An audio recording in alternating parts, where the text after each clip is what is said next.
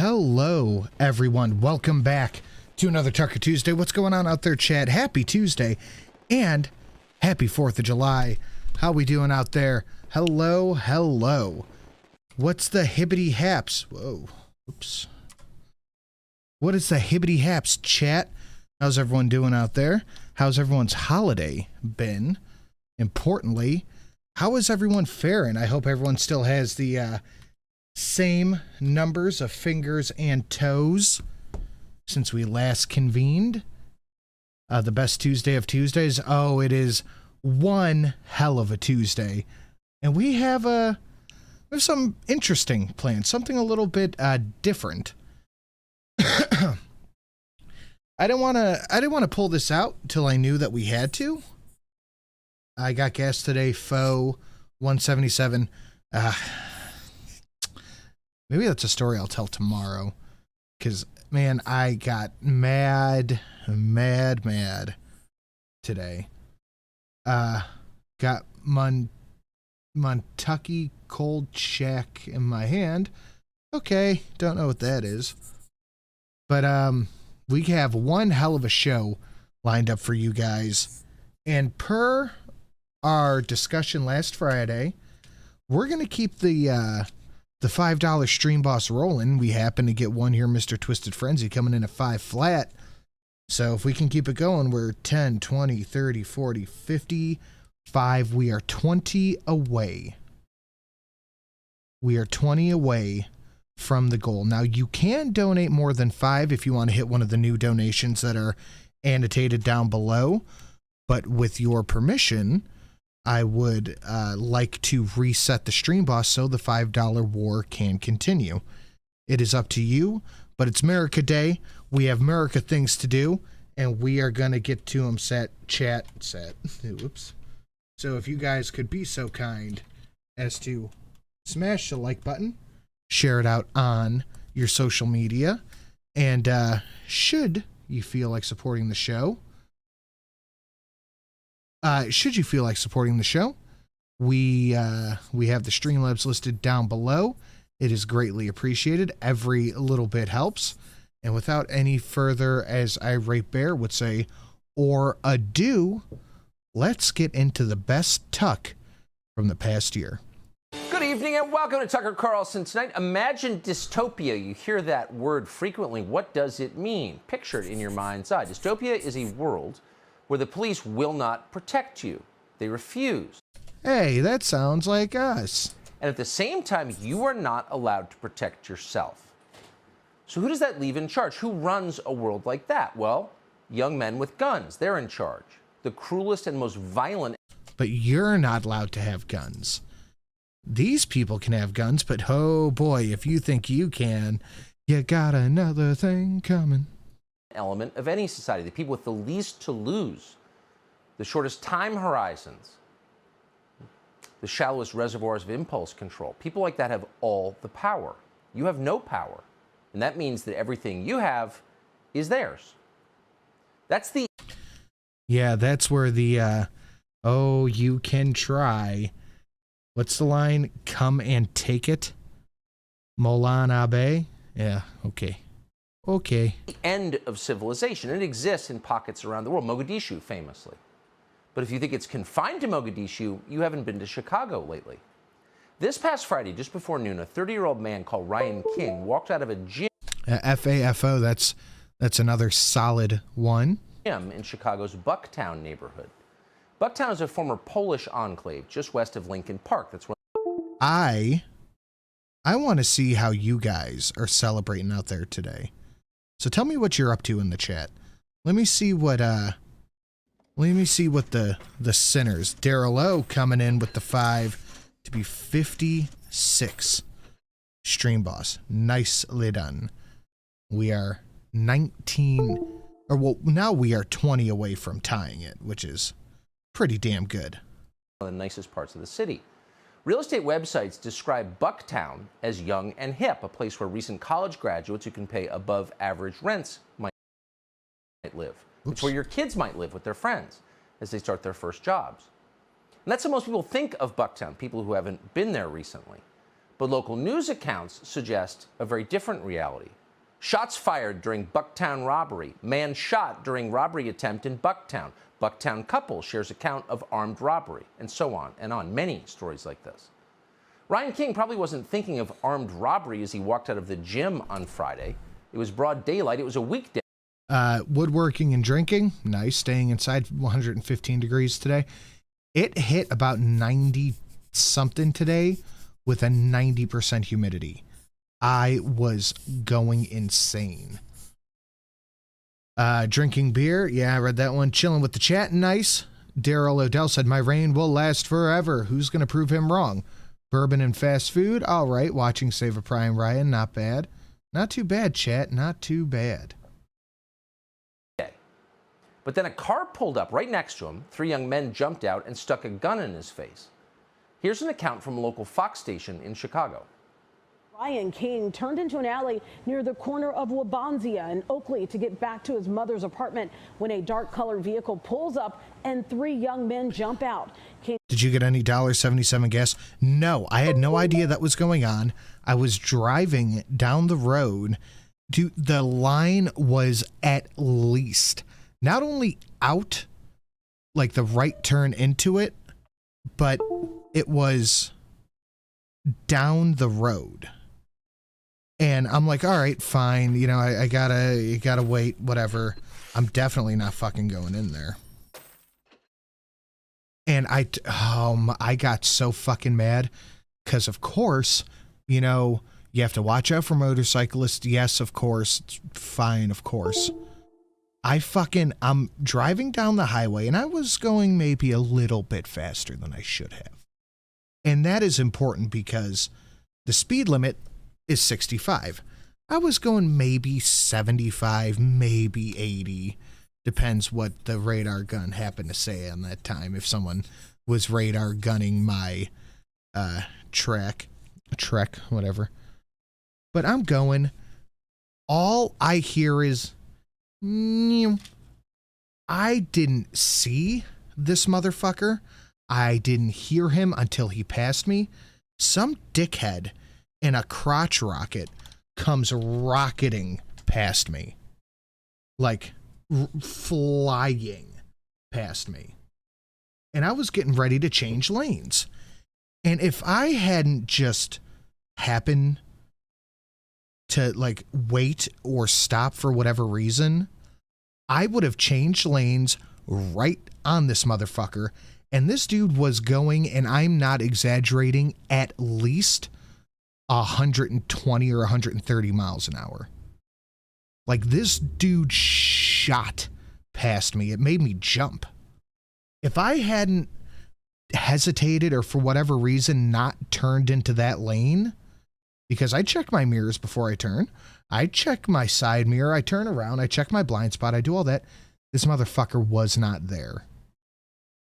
If I had not hesitated for whatever reason to turn, he would have smashed right into the bed of my truck. And I got so fucking mad.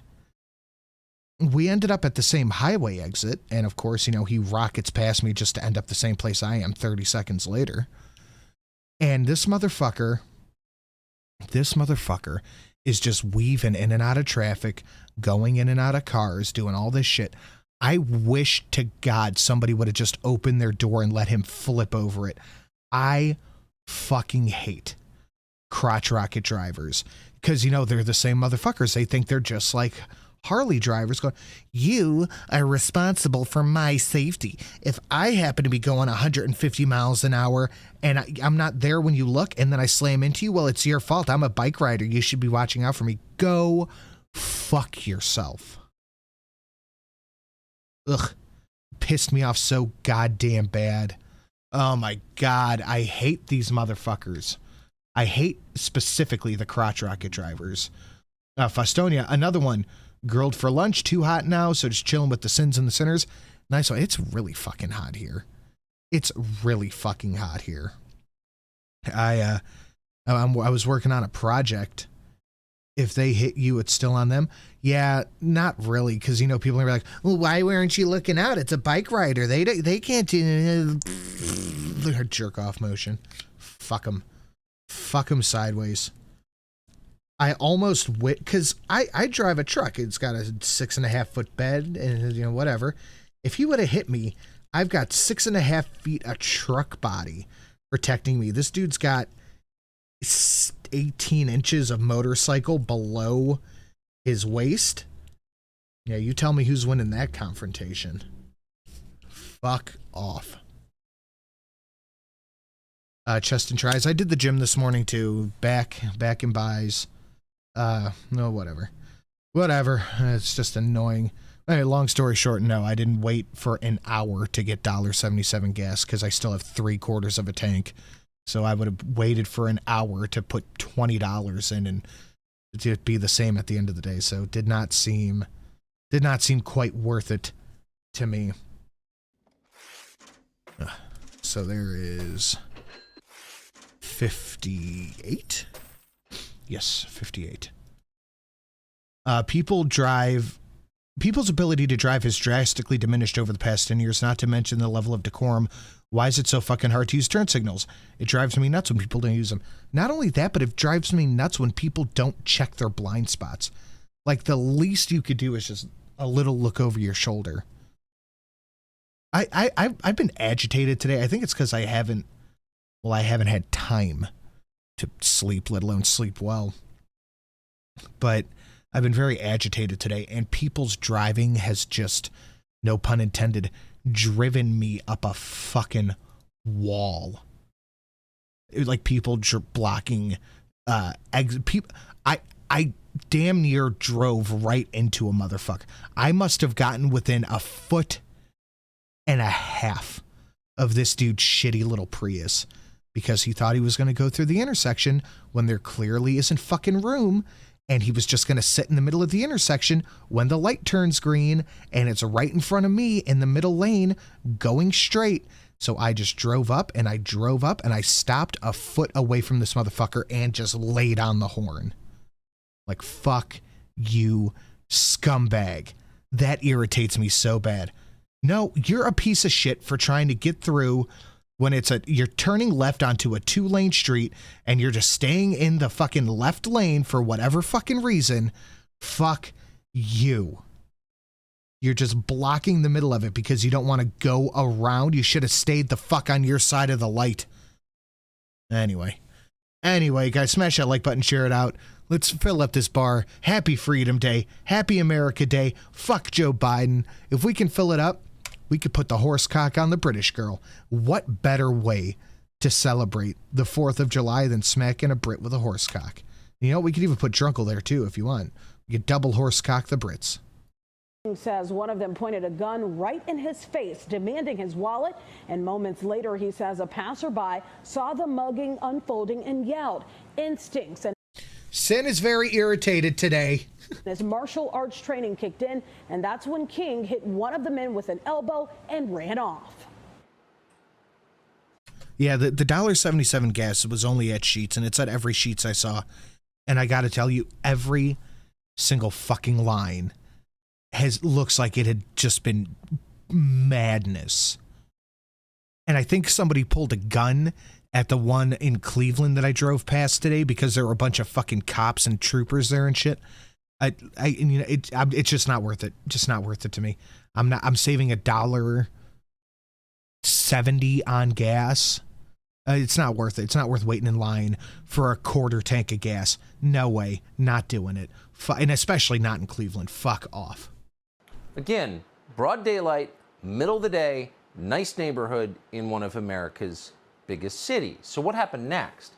Well, according to reporting by CWB Chicago, just minutes after Ryan King was threatened with death for daring to walk outside in his own neighborhood, Chicago police spotted the gunman's vehicle. But there was nothing they could do about it. Sin is irritable. This may be bad advice. The tyrants did it. Hitler took the guns. Stalin took the guns. Mao took the guns. Fidel Castro took the guns. Hugo Chavez took the guns. And I'm here to tell you, 1776 will commence again if you try to take our firearms. You should probably drink more. I'm not drinking today. I had to get my blood work done Monday, and they didn't say I was getting my blood work done. And I was, of course, up till 2 a.m. drinking and eating. I had eggs right before bed. So they're like, your cholesterol and triglycerides might be a little high. It was like 2 points over, so it's fine, whatever. But like, yeah, no, nobody told me I was supposed to fucking fast before the appointment. Dicks. That was Divine Merkin. Motherfucker, let's get this shit started right. You know what we need? We need some John Wicks. If we're going to do this right, we got to do it right. We need some John Wicks up in this bitch. And Divine, with your permission, may I reset Stream Boss to continue the $5 Stream Boss Wars? But he is coming in at 59, giving us 17 away from breaking the record. The supervisor ordered them not to pursue it. So the criminals just drove off. And of course, they committed more violent crime. So do it. In the hours after Ryan King was attacked, 16 more armed robberies were reported in the area. Police believe at least 2 organized armed gangs are now operating with impunity around Bucktown, which means the gangs are in charge now. Bang. That's what the collapse of civilization looks like. But it's now normal in Chicago. According to data from the Chicago Sun-Times newspaper, last year, police made arrests in just 12% of reports. I just dropped in doing old reruns of Tuck Now. We're just doing the best of the past year to celebrate America. Reported crimes. That's the lowest level recorded in Chicago history. And that's what it means when politicians hand control of a city to criminals. Here, you run it. In Chicago right now, taxpayers... And don't let it go past you. Today is Eve's birthday. Can we get a big happy birthday, Eve? Are more likely to be the victims of crime than criminals are to be punished for it. So the question is, why would anyone in Chicago pay taxes? You'd have to be a masochist to do that, and pretty soon only the masochists will be. So how did this... It should be safe to assume that fasting is required when needing blood work. They never told me I needed blood work. Happen? Well, it's no mystery. There are many threads. So like an asshole, I'm up until 2 a.m. eating eggs and toast and drinking copious amounts of beer. But George Soros is a big one. Soros paid for this to happen. Soros backed a prosecutor called Kim Foxx, who turned Chicago over to the most vicious people who live there. Not the decent, good people in all neighborhoods, the most vicious, antisocial people. The ones who truly don't care about others. Not only do they not care, but they are actively antisocial, like he said. They avert themselves away from other people. Is it your birthday too, Sin? If you want it to be. I mean, it's not, but if you want it to be. Going to kill people. Whatever it takes to get the new John Wick donos. Whatever it is to get the new John Wick donos, that's what it is. For their shoes or their car. The worst people. And they run things now. This is from our Fox station in Chicago. Clutching pictures of loved ones, families come together to share their loss. Did you guys see the Memphis shooter? That was an interesting individual. My sister's name is Tiara Taylor. She died at 30 years old by the hands of her husband. It's been 336 days since the murder of my son that was 4 years old.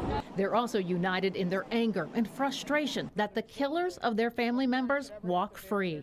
They largely blame the office of the Cook County State's Attorney and Kim Foxx. So we ask you, Kim Foxx, how much longer do our families need to suffer in pain and sorrow with no justice for our loved ones being served? Our children's blood on your hands, Miss Foxx, and I hope you see their faces every night. You think Kim Foxx cares? You think she's watching? You think I don't think any of these people ever gave a shit because it's not happening to them.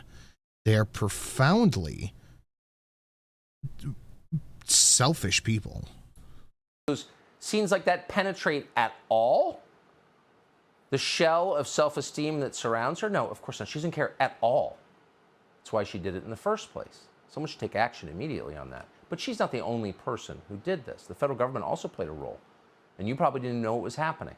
Over the 8 years of the Barack Obama administration, the Department of Justice forced more than a dozen police departments around the country to enter into something called dissent decrees. Chicago was one of them. The Obama administration began an investigation into the Chicago Police Department, and they got a consent decree. Now, all of these decrees took the same form. You know what? That's exactly what it is. Sorry for your loss. They were sacrificed for our agenda. They pronounce police departments guilty of racism if those departments disproportionately interact with African Americans, regardless of whether those interactions were legally justified. In other words, the law is entirely irrelevant to the consent decree, and so is reality itself. Here's a line from the DOJ dissent decree imposed under Obama against Chicago. Quote, raw statistics show that CPD, Chicago Police Department, uses force almost 10 times more often against blacks than against whites. Okay, that's one data point. It's not the whole story. It doesn't begin to tell the whole story. There was no analysis whatsoever about whether the use of force in these specific cases was justified. None. So this is not science. They may have graphs. It's not science. It's some kind of crazed race ideology. It's the equity agenda. And in effect, and this of course was the intended effect, these consent decrees have been a disaster for the people of these cities. This is not by accident, in case anybody hasn't noticed. All of this is by design from the top down. Even in New Orleans, whose mayor, as we've told you many times, has driven that city, that beautiful city, which is worth saving, right into the sewer. Even the Democratic mayor of New Orleans said recently, and we're quoting, the consent decrees handcuff our officers. That's an understatement. At this point, New Orleans is essentially out of police officers. The median police response time in New Orleans to 911 calls is over 2 hours. Imagine, armed people in your home. You call the police. 2 hours. A lot can happen in 2 hours. That's the total collapse of civilization. There's no reason to have a government if the response time is 2 hours. Buy your own guns. Establish your own order. That's where we're going to be very soon. On a recent Friday night in that city, New Orleans, one third-year officer called Scott Fanning just quit mid-shift. Here's how he described it. Quote, that night I quit. There were over 40 calls holding when I logged into my computer. But there were only 35 patrol officers logged in for all 8 districts in the city. Some nights there has literally been one person in a big, dangerous city. This is just proving the point as to why we need 30-round mags. But it's not just New Orleans. All over the country, police officers are quitting, and they are not being replaced. Departments across the country say a lack of officers is severely limiting what they can respond to. We'll routinely respond to shootings, but if the person is going to survive... Manny White is correct. When seconds count, cops are just minutes away. Yeah, you love to see it. We are not going to follow up on that. In Philadelphia, the department says it's short more than 500. Why do you need a gun? Cops have guns. Why do you need to protect yourself? The cops are here to protect you. Officers from before the pandemic. Los Angeles also missing nearly 700 officers from its ranks, prompting the cancellation of its animal cruelty unit and forcing or a 30-round shotgun. I mean, there may or may not be one of those in the new 9001 donation. I'm just going to throw that out there. Officials to shrink the size of its human trafficking, drug and gun units, and more. With officers struggling to respond to just serious felonies, communities are noticing an uptick in misdemeanors, like in Philly, where more than 30,000 abandoned car complaints are going unanswered. Oh, did you hear that? So the forces of compassion, of caring, the people who have much more evolved consciences than you do, the people who put coexist in bumper stickers on their Subarus, those people defunded the animal cruelty unit in Los Angeles. So dogs can get tortured to death and nobody cares. And people too. Chicago is not a real place. Neither is LA, New Orleans. These are areas, and I really hate the fact that I'm about to say this, but these are areas that we have to just come to the understanding that they are not part of the actual United States. These are areas that are part of the new USA where it's just written off. And the cops who remain... Oh, and I'm sorry. I know the chances of this are low, but I'm still going to put it out there. We have 2 new Stacker Club songs and the single most American donation at 1,001. And I think because it is a holiday, on top of the double horsecock, I think we can get double songs too. On those forces, by and large, don't want to work there because who would want to work there for any amount of money? Terrorizing the police with threats of prosecution if they do their jobs. That's what the Democratic Party has done, and the effect has been what it was intended to be. Depopulating police departments. Crime surged. So in the end, they didn't tell you this, but they succeeded in getting rid of the police. And now politicians are just admitting it out loud in a lot of places. They've decided to just legalize crime. Here's the mayor of Orland Park, Illinois. Crime numbers go down if there's no crime. Easy peasy. Keith Pekow describing the state's new Safety Act. Watch this. As of January 1st, 2023, the following things will go into effect, and people need to be aware of this. It abolishes cash bail for almost every offense. This includes, but isn't limited to, kidnapping, armed robbery, second-degree murder, drug-induced homicide, aggravated DUI, threatening a public official, and aggravated fleeing and eluding. And keep this in mind, businesses and homeowners. Officers will no longer be able to remove trespassers from your residence or your businesses. So how is this working exactly? Is it such a low-T country that no one's going to do anything about this? Politicians in Illinois. And this is about 8 or 9 months old. It's just gotten worse from here. It's just gotten worse. And we are so damn close to breaking the record, guys. What are we at? We are at 59. We are 16 away from breaking the record. Just legalize violent crime against you, and no one's done anything about it. A lot of these people are going to be reelected in November. Really? How does that work? Where's the constituency for violent crime in this country? Is there really one? Is there anyone who's for it other than like Kamala Harris and Ron Klain and the ideologues who run this administration? Most people are not for it. Even most Democrats are not for it. The Safety Act of Illinois stands for Safety, Accountability, Fairness, and Equity today. So the reason they're doing this is because they didn't like the demographic breakdown of the people who are getting arrested for crimes. Period. This can't be happening. Therefore, they're just going to redefine it away. It was ideologically inconvenient for them. So the solution is to just legalize murder and kidnapping and trespassing. And at the same time, you are not allowed to notice that an awful lot of these cases appear to be, it's hard to know and you never want to think it, but they appear to be motivated by racial animus. They do. That's just true. Again, no one wants to think that, but there are so many videos of it. Consider the horrific attack, really an attempted murder, on a student at Westbrook High School in Beaumont, Texas. He was really recently beaten and nearly killed in a bathroom at school. What did he do wrong exactly? We don't know. We can only guess, but here's the tape.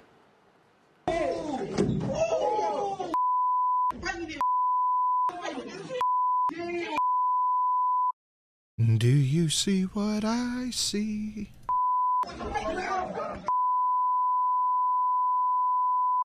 If this were the other way around, it would be attempted murder.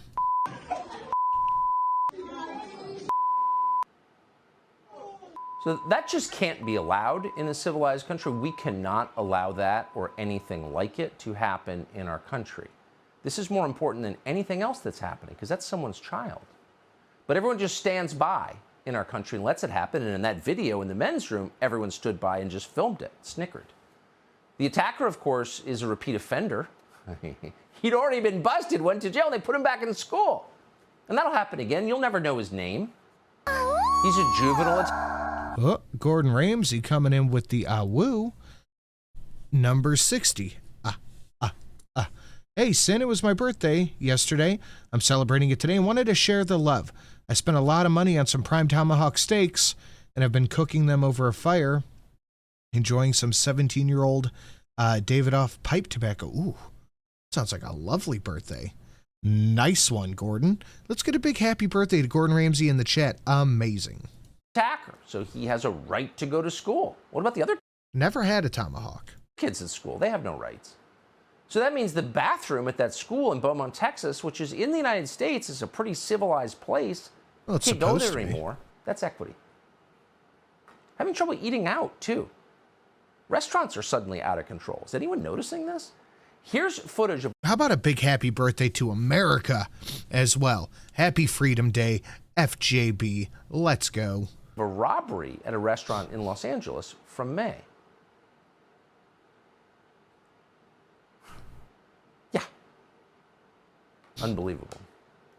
So then there's this. This is from Providence. This broke out recently, this scene at a place called Mi Sueno Restaurant. Completely out of control. So who has to deal with this? Well, people who have no choice but to eat at middlebrow restaurants and don't have their own private security. But the rich don't have to deal with it because they know exactly what's going on. In many cases, they vote for the politicians who do this. And none of these people get in any real trouble. They what? They get a misdemeanor charge that they just get let go on. It's ridiculous. And then they get people to protect them, armed with guns you're not allowed to have because they have high-capacity magazines.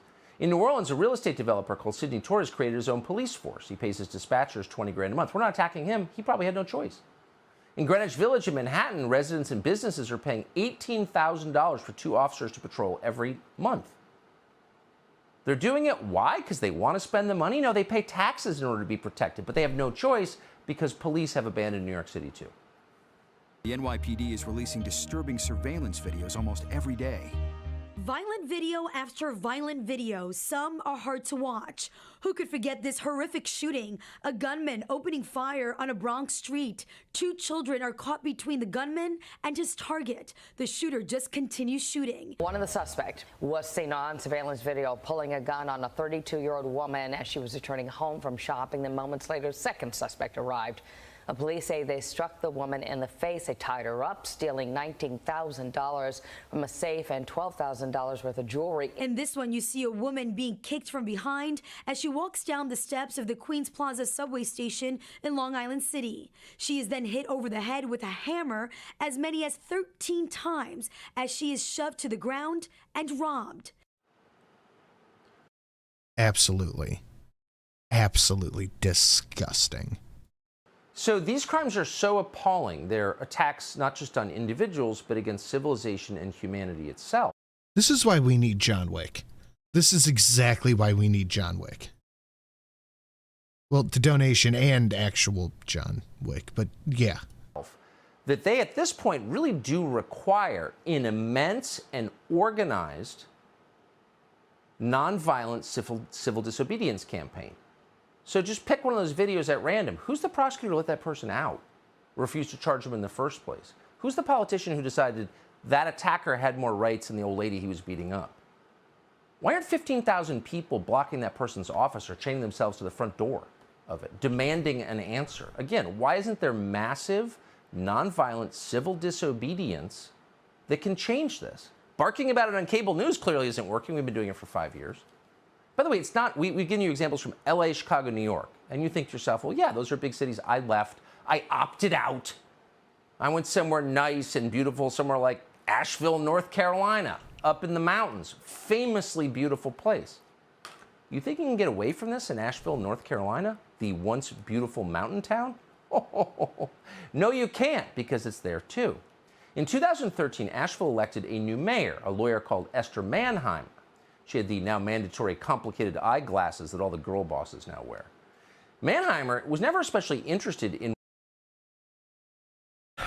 the eyeglasses that all the girl bosses now wear. That's fucking hilarious.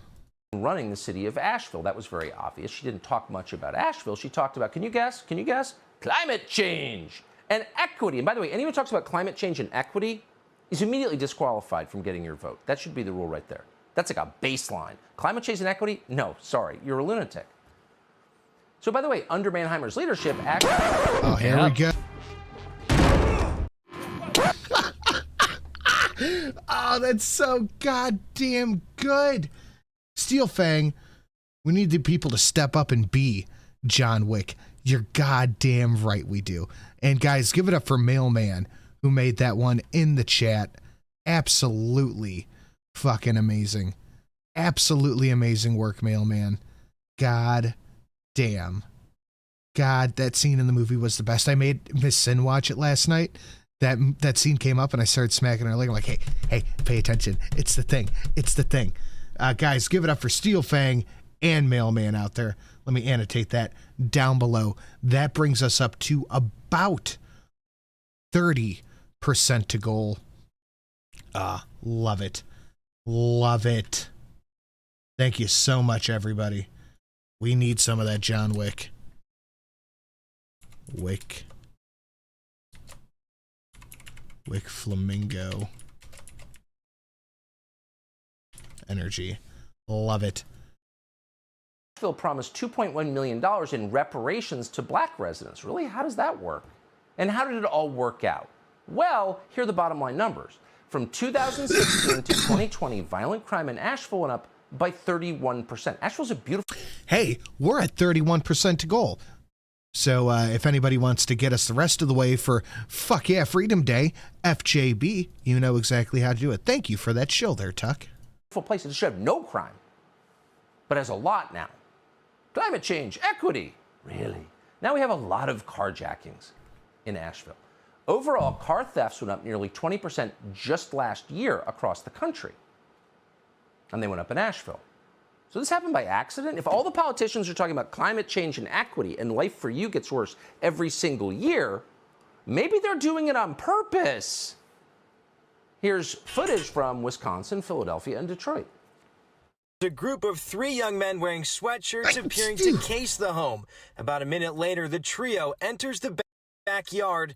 Police tell us they stole car keys, a cell phone, and a wallet, and that one of the men was holding a gun. They leave the backyard within 30 seconds as someone from the party follows them out. Then one of the suspects drives off in this black Volkswagen SUV while another runs down the sidewalk. What you see in this video is a carjacking in progress. Police say 2 male suspects walk. Thank you for the thing. A $5 stream boss sin. You're going to have to ask Steel Fang if I can reset it. It's up to him. But that does count as another stream boss, bringing us up to 61, which puts us at 14 from tying and 15 from breaking the record. Up to a man sitting in this white Lexus, open the car door and force him out at gunpoint. The victim walks away as the carjackers pull off. His name is Michael Brown. He's around 15 or 16, and he's identified as the suspect driver of this stolen SUV. As you can see, the Yukon rolled over the top of the front of our scout car and knocking over one of our officers seen there. What's up to me if I can reset the stream boss to continue the $5 stream boss wars? It's up to you. You're the one sitting pretty. On the ground to the right of the Yukon. Then the officer had to roll out of the way as the Yukon tilted over top of our scout car, nearly crushing our police officer. That is fucking bold. You know what? The people want to complain about GTA teaching people how to do this. This is some GTA nonsense. This is some GTA horseshit. Whatever makes them happy. All right, chat, do you want to reset it? It's up to you. I need a yeah or a no. So why is this continuing? It's been going on for more than 2 years since George Floyd died in Minneapolis, Memorial Day 2020. Why is it continuing? Why has no one stopped it? Because there's no one to stop it. Dad's gone. All right, seeing a lot of BS. All right, resetting it. Bang. Bang. There's no one in charge with a normal testosterone level who's willing to just say, no, you're not allowed to do this. I'm sorry, you can't do that. That's against the law. This is a country of laws. Nothing. Not anymore. And this hasn't changed. Nothing personal. We don't care what you look like. That's not allowed. And if you do it, we're going to spank you hard so you don't do it again. In other words, no one has shown up with clear... I'm not going to, but... and reasonable rules and enforce them consistently. When that happens, everybody calms down. That's true in the family and it's true in the nation. And if you don't have that, you have chaos. Armed robbers suddenly have a right to be on your property. Murderers get out without bail. What are we looking at? We're looking at a war on the population. And it's time for real change. This is completely intolerable. Subscribe to the Fox News YouTube channel to catch our nightly... Next. Good evening and welcome to... Don't make me break the train. Well, you can break it. To anybody who wasn't here earlier, let me explain. You can donate more than $5 for Stream Boss. That's perfectly fine. It counts as you taking Stream Boss. But I need your permission to reset it so somebody else can do the $5 again. So you can break it, but with your permission, I can reset it. We are... Don't do that. 61%. No, Jesus. We are 61 out of 76 to breaking the goal. 14 to tie, 15 to take it over. A few years ago, the very idea of racism appalled me. Now I feel like, yes, Snarbs. I can't read that, but thank you. Tucker Carlson, tonight there are an awful lot of forgotten little towns in this country, and Braddock, Pennsylvania is definitely one of them. It's only 11 miles outside Pittsburgh, but Braddock is basically empty at this point. Only 1,700 people live there. That's down from a population of more than 18,000 during the Second World War.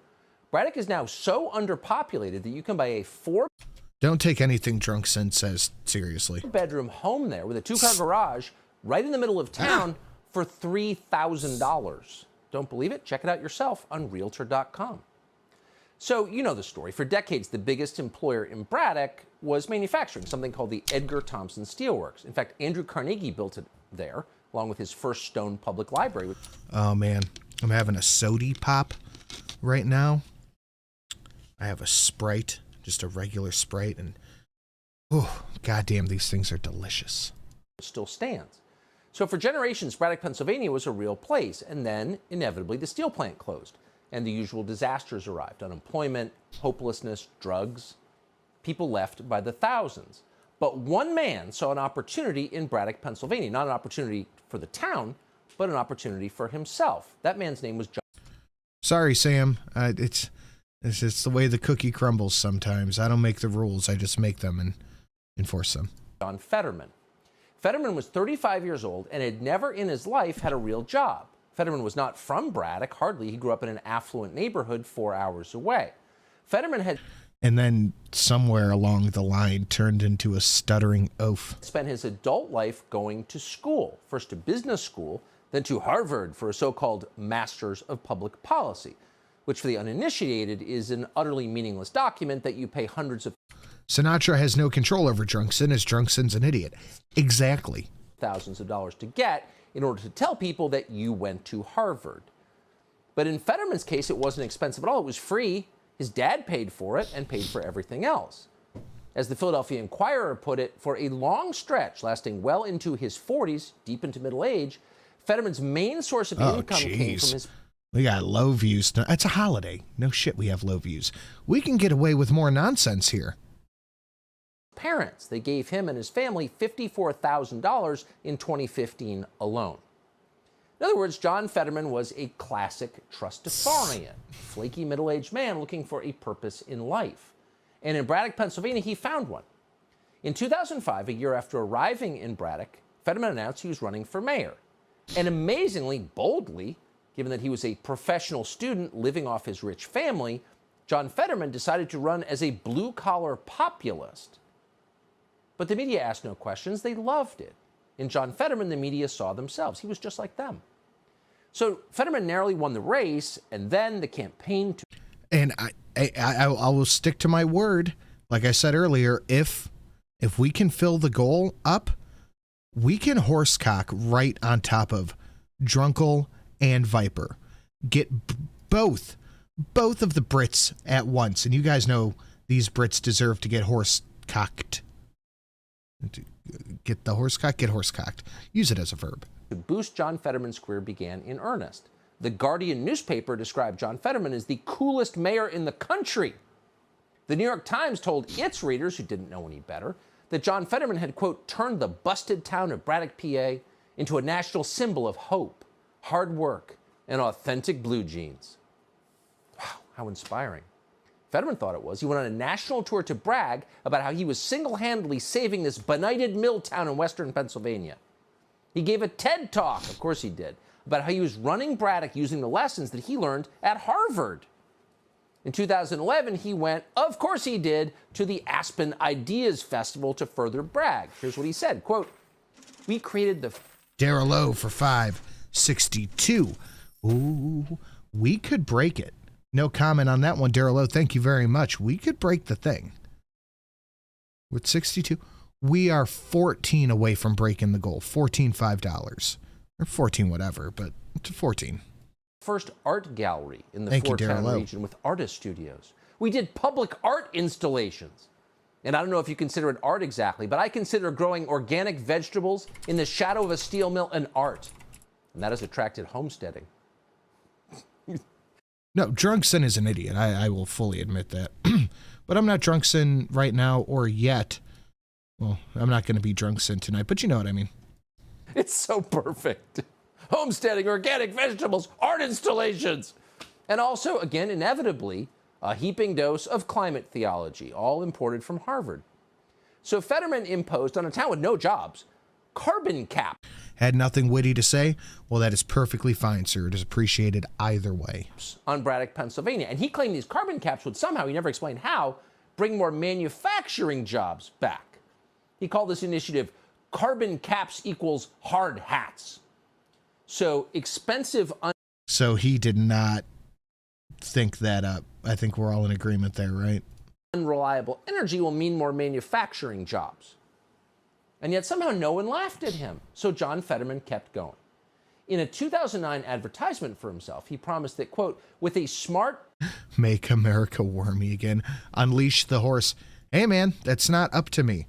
We have many Muricadonos. It's up to the chat. Economically viable carbon cap policy in place. Communities like Braddock can begin to build its manufacturing and middle class back up. This whole notion that we can continue to operate as we have been and ignore climate change is ludicrous. They loved it at the Aspen Institute. And to be fair, John Fetterman did not ignore climate change. He talked about climate change endlessly. He made climate change the centerpiece of his administration in Braddock, Pennsylvania. As for actually running the town or improving the town of Braddock, he was not interested, not even a little bit interested, and that's provable. As mayor, according to public records obtained by the Washington Free Beacon, Fetterman missed more than a third of the borough's monthly meetings. He was off at the Aspen Institute. In his entire tenure as the mayor of Braddock, John Fetterman cast just a single vote at a city council meeting, and it was a meaningless one. It was a procedural vote for borough president. So what happened next? This is always our favorite part of the story. What were the results? How did Braddock, Pennsylvania fare under the... Sin does not control the horse cock. He is merely its humble guide. I let it out when it is time. And I cannot think of a better time than on the 4th of July to horsecock a couple of Brits. Alamo shilling the slab sling. Thank you so much, sir. Leadership of John Fetterman. That's really the only question that matters. And again, we want to be as fair and objective as we can be. So we're going to tell you that under his tenure as mayor of Braddock, Pennsylvania, the seas did not rise. That is true. Braddock is still on dry land. Of course, it's very far from the ocean, but it's still dry. So his climate policy worked. He can be proud of that. Unfortunately, everything else fell apart in Braddock. People kept fleeing. Braddock's population is currently at its lowest level ever recorded. The median income in Braddock, Pennsylvania is $14,000 a year. More than a third of households in Braddock live below the poverty line. Braddock, by the way, has one of the highest crime rates in the state of Pennsylvania. In 2018, shortly after Fetterman left office, Braddock's per capita murder rate was higher than it is in some of the most dangerous countries in the world. Honduras and Belize are safer than Braddock, Pennsylvania. So I am so... I don't know if upset is the right word, but I am disconcerted that these places exist here. I'm sad because America is not this. It's just not. So that's a failure. And in a functioning system, a record like this would have disqualified John Fetterman from ever running for anything again. He failed demonstrably as a leader. It had a higher murder rate than Honduras and the lowest population ever recorded. Sorry, climate change didn't improve the town. So in a fair system, a system that cared about achievement, a meritocratic system, John Fetterman would be leaving politics on the express train and moving on to something like interpretive dance. Try that. Maybe get his dad to pay. He should be on a ventilator and an interpreter. Pay for ski lessons and move to Aspen or something. But we don't have a functioning meritocracy, much less a functioning political system. We have a very broken one. So John Fetterman set his sights even higher. Having wrecked Braddock, he became lieutenant governor, and now he plans to run for the United States Senate. What's he going to do if he gets there? Well, his idea is to make the entire state of Pennsylvania and the entire country much more like Braddock, with much higher crime rates. And we're not making that up. Here he is, John Fetterman, in 2020 as lieutenant governor, fantasizing about giving amnesty to thousands of violent criminals, including murderers. If you had a magic wand and you could wave it and fix one thing, what would it be? Life without parole in Pennsylvania.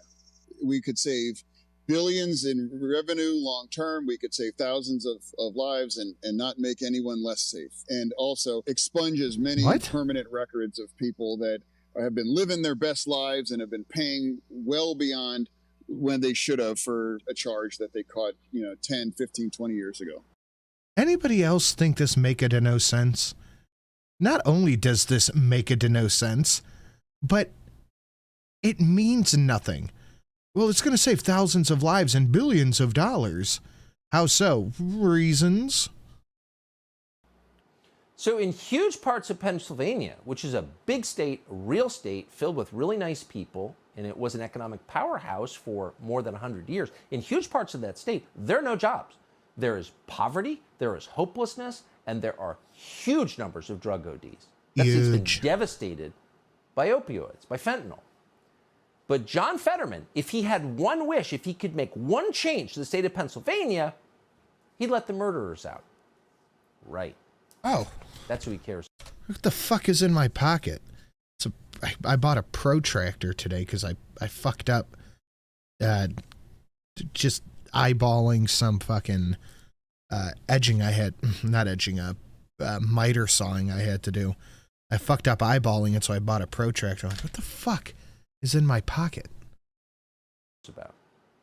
So in Pennsylvania, typically, if you commit murder, you get life in prison, as you should. Ah, that is true. A wise bunny has once said, "If it makes sense if you don't have to think about it." Mm-hmm. You're not allowed to kill people, but Fetterman would change that. He'd like you out of jail as quickly as possible. Talk about a rich kid concern, by the way. No actual populist. I mean, what kind of person do you know carries around a protractor? Actual working class person talks like this. Worries about punishing murderers too much. Maybe if you achieved the first 115 things on your to-do list, you'd worry about, are the murderers serving too much time in prison? That'd be... Oh, my God. Oh, I'm such an idiot. Okay. After you got people jobs. After you convinced their children to stay in the state where they were born. After you fixed the fact that... A contractor, okay, yeah, clearly. Looney Lenny. This is my first time building something where I needed to miter an edge that is not on another edge, if that makes sense. I had to make something at a 45-degree angle sit flush to the ground while staying at the 45. Like, well, then it's 90 degrees outside, 93% humidity. I'm dripping sweat going, fuck it. I just miter the bottom of it 45, then you call it a day. That's what it is.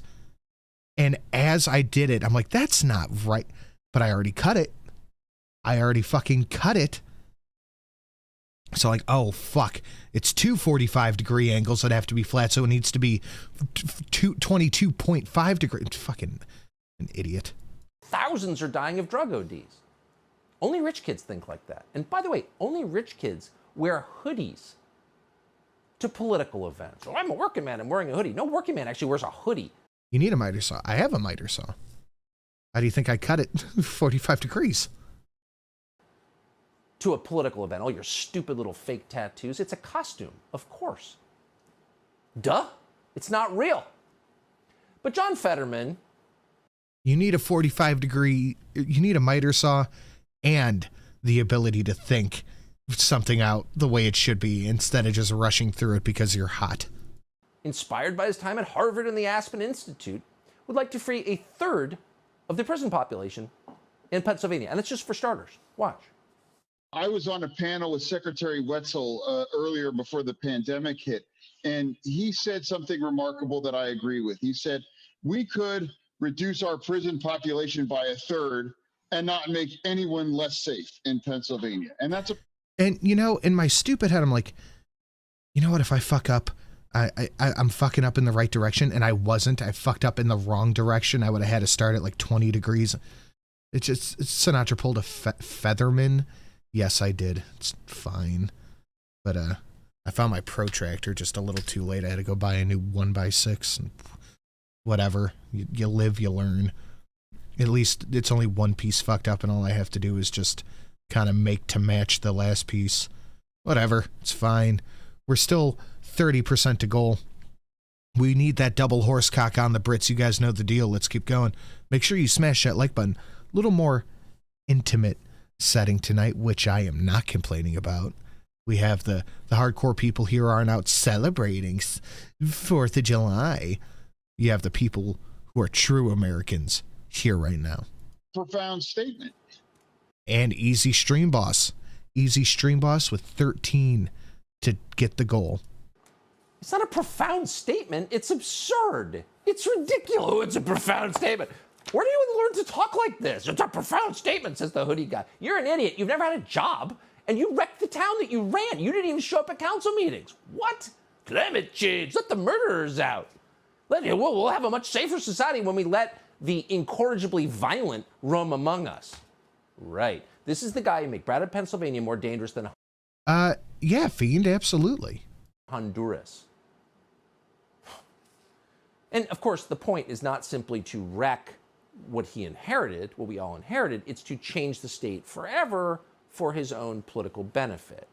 The point is to flood the state of Pennsylvania with brand new voters, all of them loyal to the Democratic Party. More voter fraud, please.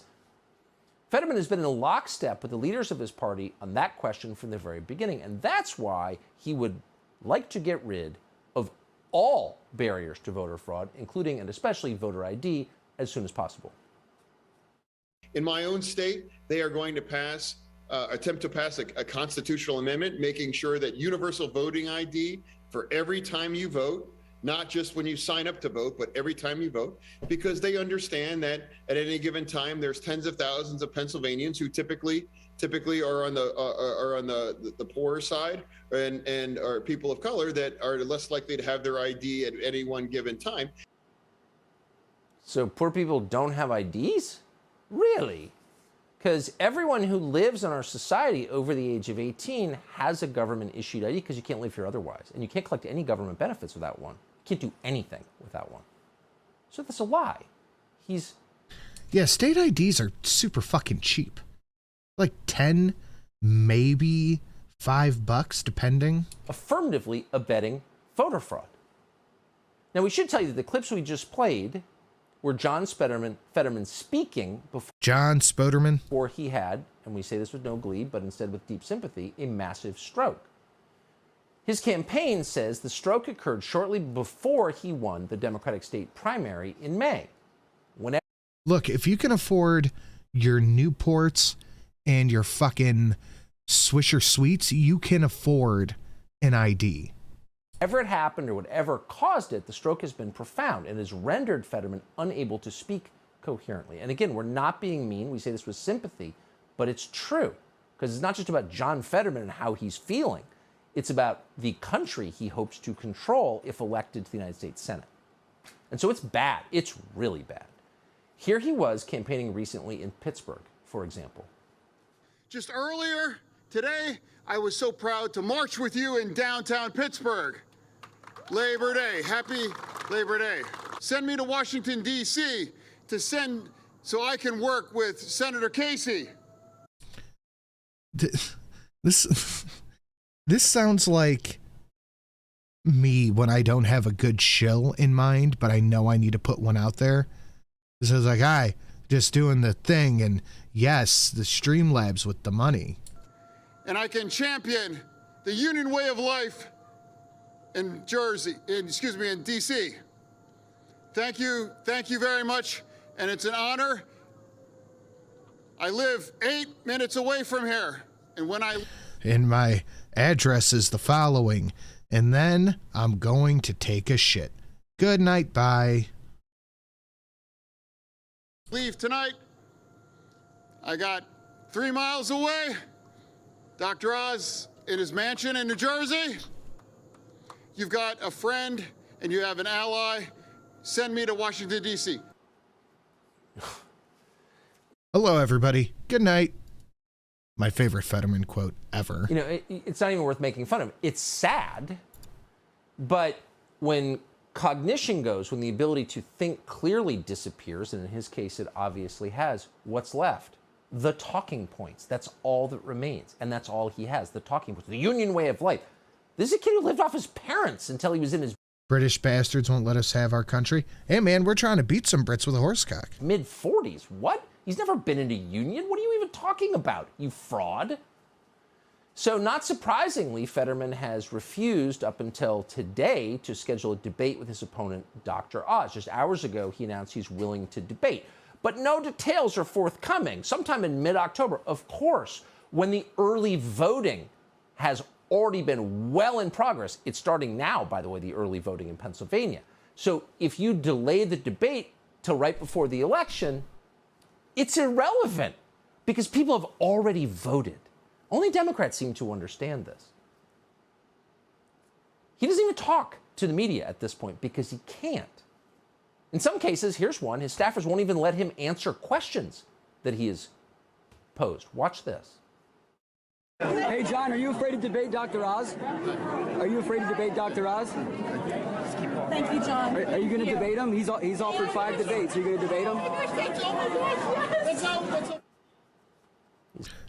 Keep walking.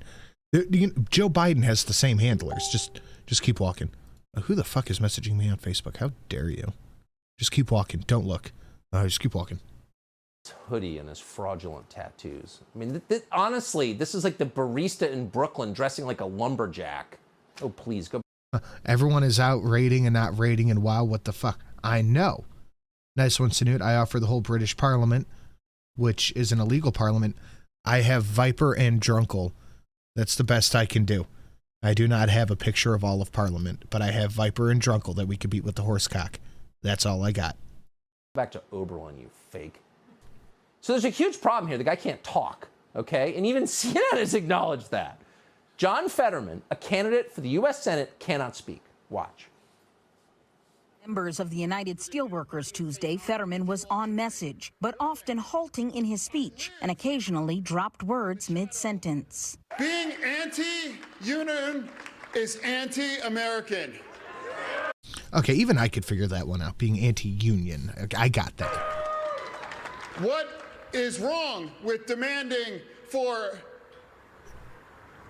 an easy, safe kind of their income, a path to a safe place for them to win, or excuse me, to work? Fetterman declined to answer questions from CNN and other reporters at the event. So we can go on and play you more tape, but it's just awful, and nobody wants to watch that. We don't want to play it for you. We just want to make the point. This guy is completely impaired. That's not some kind of Republican talking point. It's completely real. So think about what that means. The Democratic Party has not replaced him. This has been going on since he got the nomination, but he's still in the race.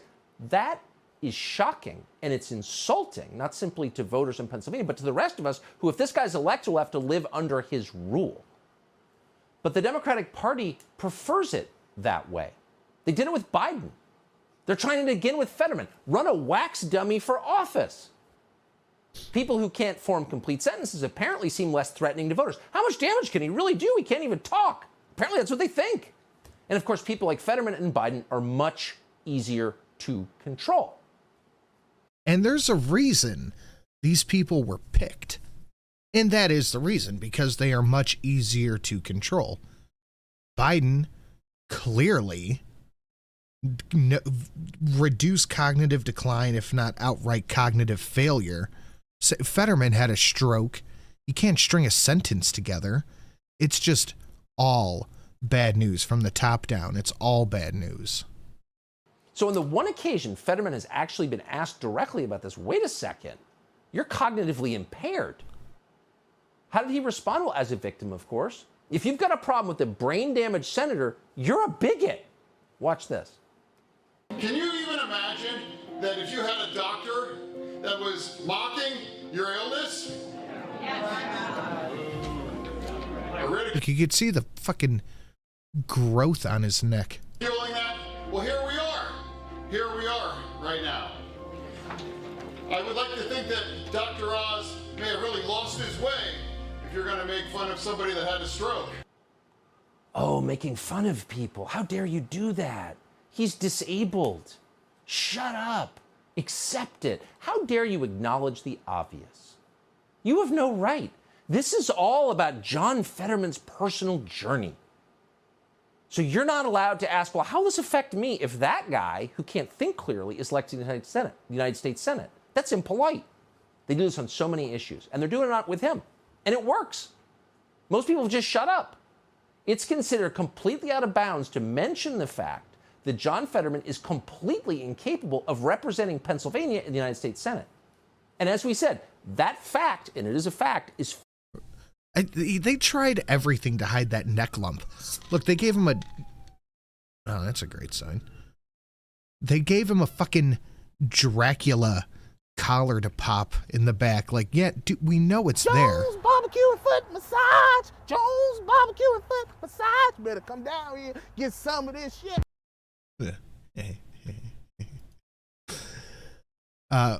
Which one is this dono again? I forgot. Go ahead and reset stream, boss. Thank you so much, Fostonia. That's Jones barbecue and foot massage.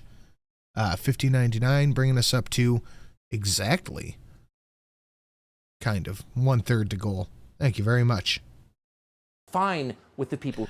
Oh, and I know it's just probably not going to happen, and that's fine. But we still have the most American donation ever. The brainchild for one, You're Ridiculous Lunatic, and 2 new Pinky songs, and we could get both songs. Who run the Democratic Party. They just want the power. But the rest of us should be very worried by this. If they can get... Sirens in the background check. Yeah, it's probably somebody dealing with the fact that they don't have any fingers. This guy elected statewide in this nation's 5th largest state. This guy, an incompetent husk with incredibly stupid and totally provably destructive ideas. A man with no record of achievement at all. A man with a long list of documented failures. A man who, by the way, cannot even think clearly. If they can do that... Tier said, and the dono I recommended at 75.27. That's up to chat, man. That's up to chat. I can't do nothing about that. They can do literally anything. Anything. Oh, shit. They can do anything, and they do. Good evening, and welcome to Tucker Carlson Tonight. One of the hallmarks of people who are telling the truth, in case you were wondering how to tell the difference, is that people who are telling the truth are calm.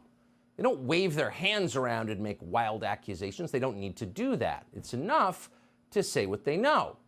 And if honest people turn out to be wrong about something they have claimed, they'll admit it. Barbecue and foot massage. Jones barbecue and foot massage. Better come down here, get some of this shit. I take it you like that one? Is that something you enjoy? Are you the one who gives a foot massage? Well, wash your hands and give me a barbecue sandwich. Ha! Reset it again. All right, Fostonia, that counts. And that means we are at... And that's 565. We are 11 away. 11 away from breaking the record. Ooh. Good evening, Sin. Just throwing a couple your way tonight. Well, thank you, Xeon Shoden. Really appreciate it, buddy. We are 11 away from breaking the record. God damn.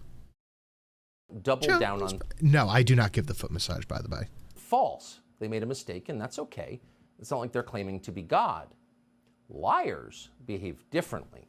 Liars are touchy, sometimes to the point of hysteria. They're hiding something. That's the whole point of lying. And they're worried you're going to find out what it is. Liars are 11 what? 11 stream boss changes to break the goal. The record is 75. Now, clearly, we haven't had 75 in this stream, but we have been in a stream boss war, $5 stream boss war for a week. So if we can break it, it counts. It counts. And I'm just going to go ahead. I'm just going to make my stream goal a little more clear.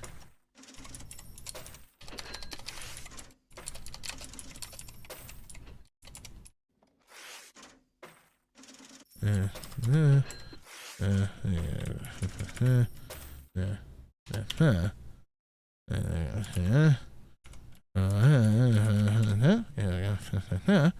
a bang like that. Then we do that. And then we get 2 more on here, bringing us up to 67. 67 stream boss. I don't like odd numbers. Let's make it 10 left, and Rotten Corpse says 10 away, so it's 9 away. Nice. Nice. It's pretty good. Agile, because over time, lying makes you weak and afraid. It has the same effect on countries, by the way. We're living through one of those What was that about odd numbers? clarifying moments, which actually we're thankful for, where we're learning exactly who the liars are. On Monday, we showed you unreleased videotape. The Seamus Master for 5. We're 8th away. 8th away. 7 away. Faustonia, another one. Boom. Seamus Master, no comment. Thank you guys so much. 7 away. From January 6th. It proved that the most important claim. Fuck. 6 away. Ooh. That made me jump. Sam Silent said bombs away. Ha ha. Ha ha ha. Can I reset it, Sam? Our leaders have made about that day were untrue. Their claims were lies. Gotcha. No, that actually made me jump. We were not shocked to discover that. We knew there was a reason that congressional leaders had been hiding the tape and that reporters in Washington weren't demanding to see it. They were No. Sam says no. Oof.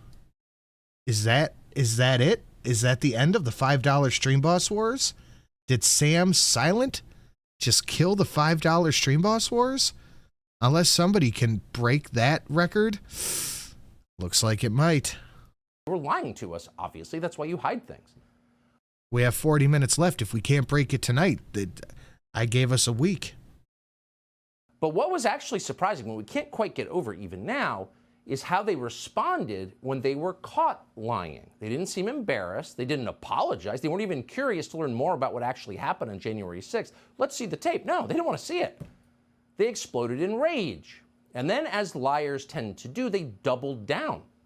They told the same lies they've been caught telling, but with even greater aggression this time. Shut up, it's midnight, they said as the sun rose behind them. Who acts like that? Well, sociopaths do. And in this case, the sociopaths turned out to be both. What breaks 191.50?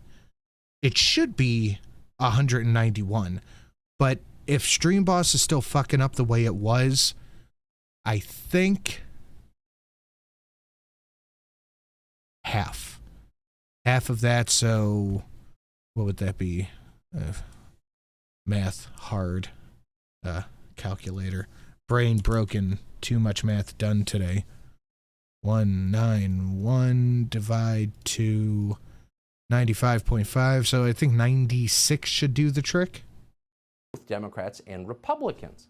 The commitment to lying in Washington is far deeper and more bipartisan even than we realize when we follow this stuff for a living. Fuck you, Sam.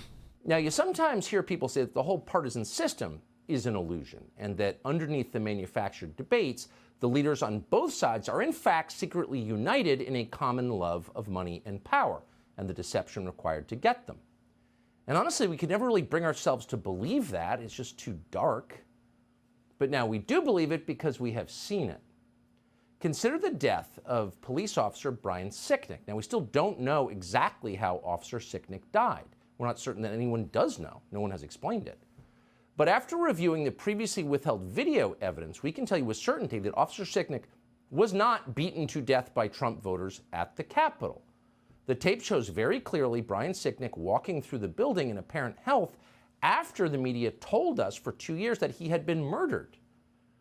So they were wrong about that. Okay, they got caught. Here's the interesting thing. They won't admit it. 96.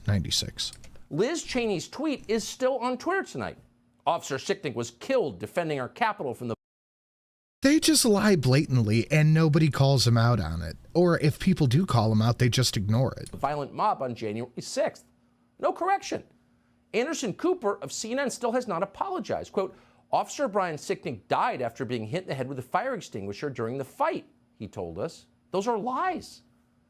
So why not just admit it and move on? But they won't.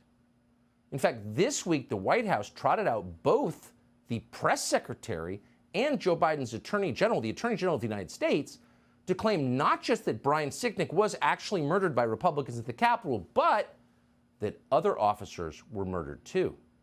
It's almost beyond belief. Watch this.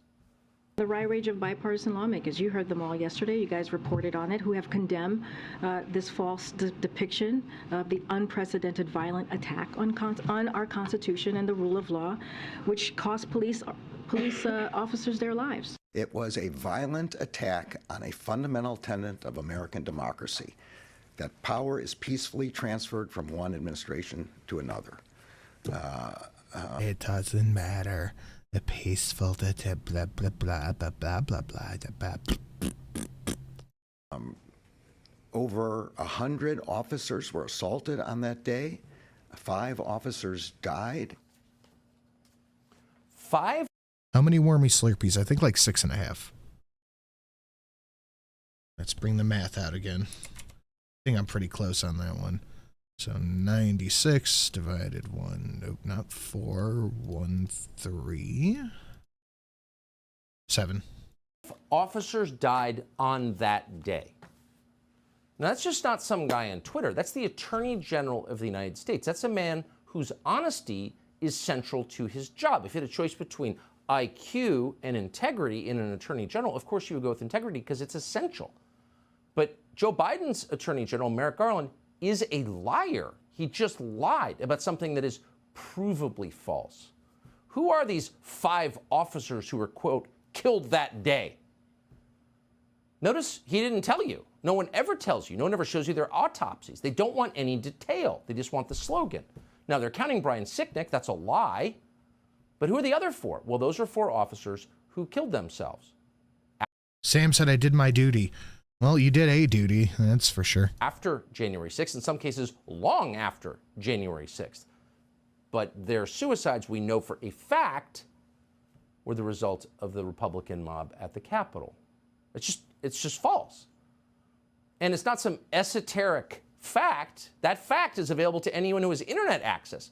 No. I think this was a big part of why Tucker got canned, honestly.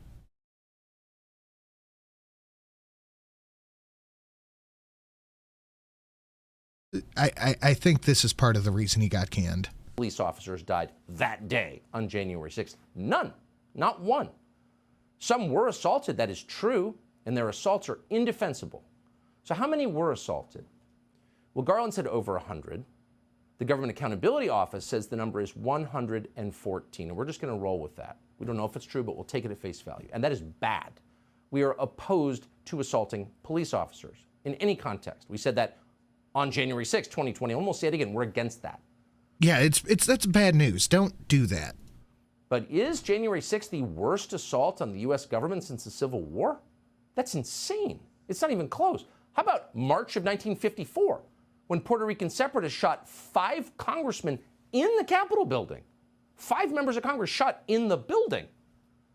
It's all bad, but the worst since the Civil War, you're just a flat-out liar if you're saying that.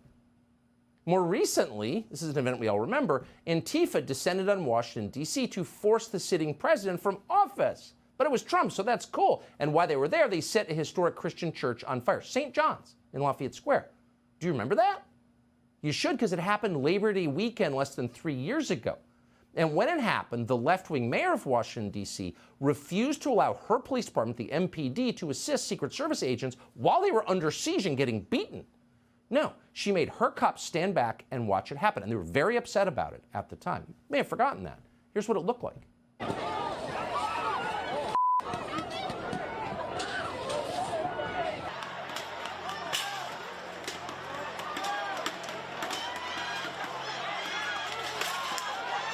I believe there are several fires raging now down this street, and this is what you hate to see. There are people throwing fireworks and who knows what else.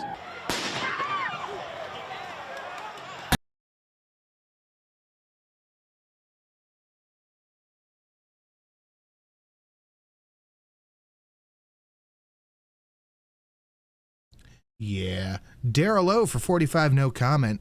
Took a nice chunk out of Sam there. Thank you so much, Daryl O. Looks like we are back on regular HP damage. So we need 147 to take Sam out. 147 to take the guy out who ruined our thing, unless he gives me permission to reset it.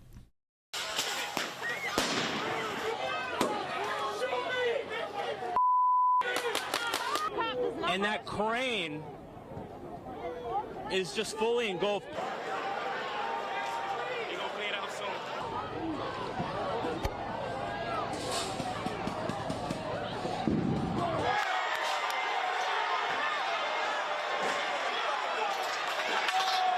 It's bad. They just set fire to St. John's Church.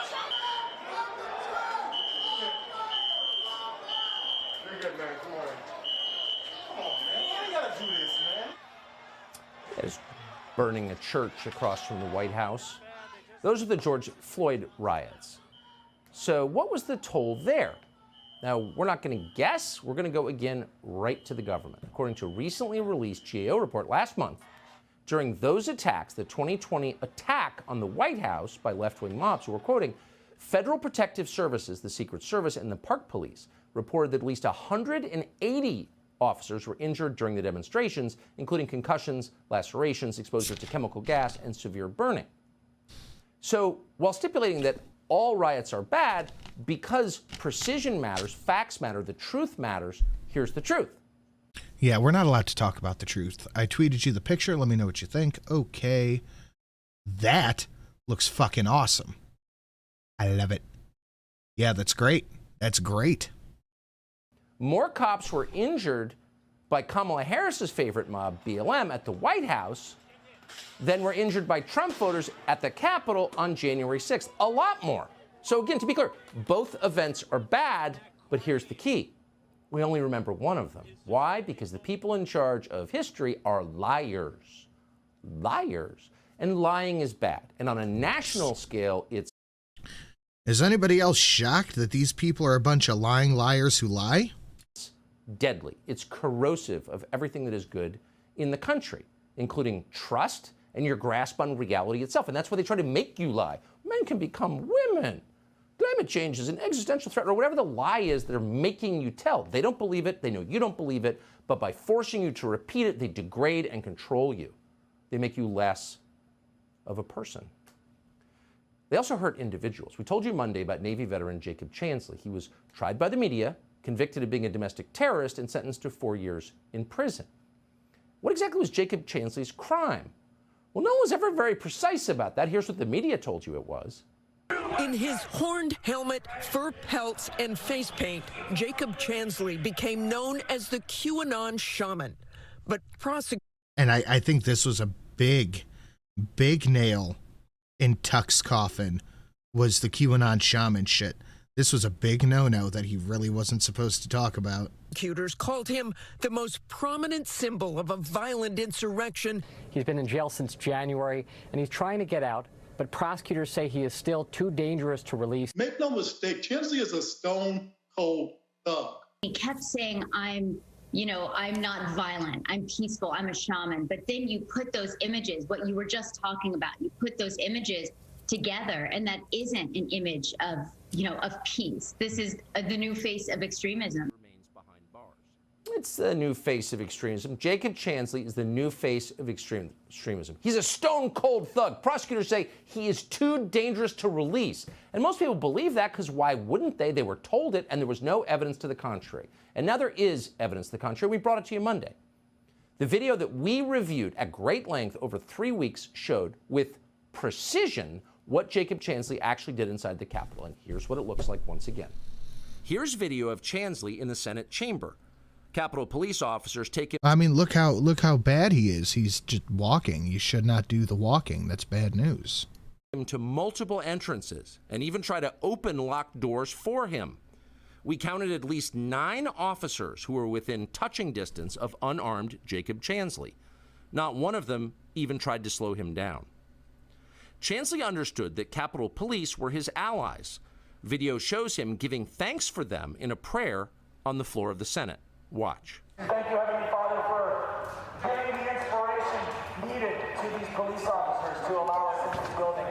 Contrast the reality of what Jacob Chansley did in the Capitol building on January 6th, the indisputable facts recorded on video, some of which has never before been seen, with the depiction of Jacob Chansley that you've seen in the media for more than 2 years.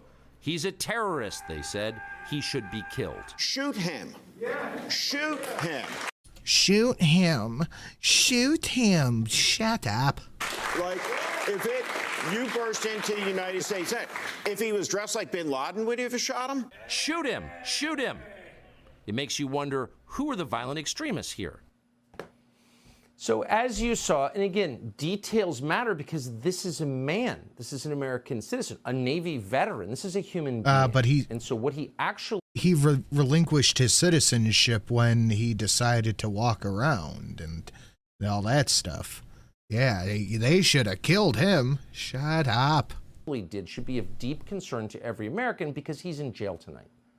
What Jacob Chansley actually did was wander peacefully through the Capitol, shepherded by Capitol police officers who literally opened doors for him. When one was locked, they went to another.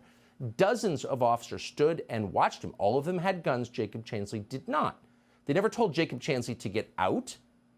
The head of the Capitol Police today said he was trying to calm the situation. It was already calm. He was the only protester in the frame. They could have let him outside. They didn't. They helped him. We're not going to speculate as to why. We don't know why. All we know is what we see on the tape, and no one disputes it. We didn't cherry pick it. We didn't make it up. Once inside the Senate chamber, as we told you, Chansley said a prayer thanking God for the kindness of Capitol Hill police. And good for him, they were kind. This was not a domestic terrorist. Do you think that if the police, Capitol Hill police, had hindsight, they wouldn't have let the people in if they saw all the shit that it started? I genuinely wonder. And that matters. But what matters even more is that the videos that we showed you after 26 months were not shown to Jacob Chansley's attorneys. That's a violation of the Constitution. And he's in jail because of it. Because the liars on the January 6th committee and the prosecutors who did their bidding, and that means Benny Thompson, and that means Adam Schiff, it means Liz Cheney, these people have this man's life on their hands. They helped withhold these videos from Jacob Chansley's attorneys. And that means the judge who sentenced Jacob Chansley, Royce Lamberth, never saw them either. And therefore, Lamberth was able to say, Judge Lamberth was able to say, that what Chansley did was, quote, horrific. This might just be my pseudo knowledge of how this stuff works, all that stuff. But don't you have a right to face your accuser? You can't be held in solitary without knowing what you did. Then again, it's two separate justice systems. They can get away with doing whatever they want to people like us, and that just is what it is. It's like we're over halfway to goal, and if we want to get the horse cocking going, we got to get the other half done. We are 220 from breaking the goal. He apparently had no idea that Chansley was wandering around with the cops, walking through doors they opened and saying prayers for them. We're quoting, "You made yourself the center of the riot," said the judge. Really? He accused Chansley of, quote, obstructing the functioning of government. But that's not at all what was happening. He was ambling through the Capitol, flanked at all times by armed cops who were directing his movement. Meanwhile, prosecutors of the DOJ, the real villains here, falsely, they lied in court and said that Chansley was, quote, leading the charge into the Capitol on January 6th. He's leading a couple officers around. They said he was, quote, the flag bearer for the mob, apparently because he had a flag. He was alone. And of course, the media picked up on this and amplified it as the DOJ intended. Fortune magazine disgraced itself by comparing the man you just saw to ISIS. They said Chansley had, quote, the zeal to possibly kidnap or kill officials. These aren't just lies. These are lies that destroyed a man. So no matter who you voted for in the last election, you could probably agree that sending someone to prison for 4 years on the basis of fabricated evidence is the most serious threat to civil liberties we could possibly face. And yet here's the thing. Leaders in both parties, the party that Chansley voted against and the party he voted for, have said nothing, not one word about the implications of this video. I really can't help but think this played a really big part in what happened with Tucker on Fox. Because this stuff, they were so fucking mad about. The implications not just for Chansley, but for our Constitution and our country going forward. Instead, ooh, how dare you show this? What is clearly exculpatory evidence. And again, it's not just Chuck Schumer, it's Republican senators. Kevin Cramer, Mike Rounds, Chuck Grassley, John Thune, Lindsey Graham, of course, Congressman Dan Crenshaw, needless to say, Kelly Armstrong, all went after us. We're not whining about that. We don't care, actually, but it just tells you everything about the way things actually work. They're not loyal to their voters. They're loyal to each other. And they're willing to lie, really lie, and crush people. Mitch McConnell, Tom Tillis, and BLM superfan Mitt Romney, all BLM superfan weak men, and like all weak men, vicious men, were especially angry. Watch. It was a mistake, in my view, for Fox News to depict this in a way that's completely at variance with what our chief law enforcement official here at the Capitol thinks. I think it's bull.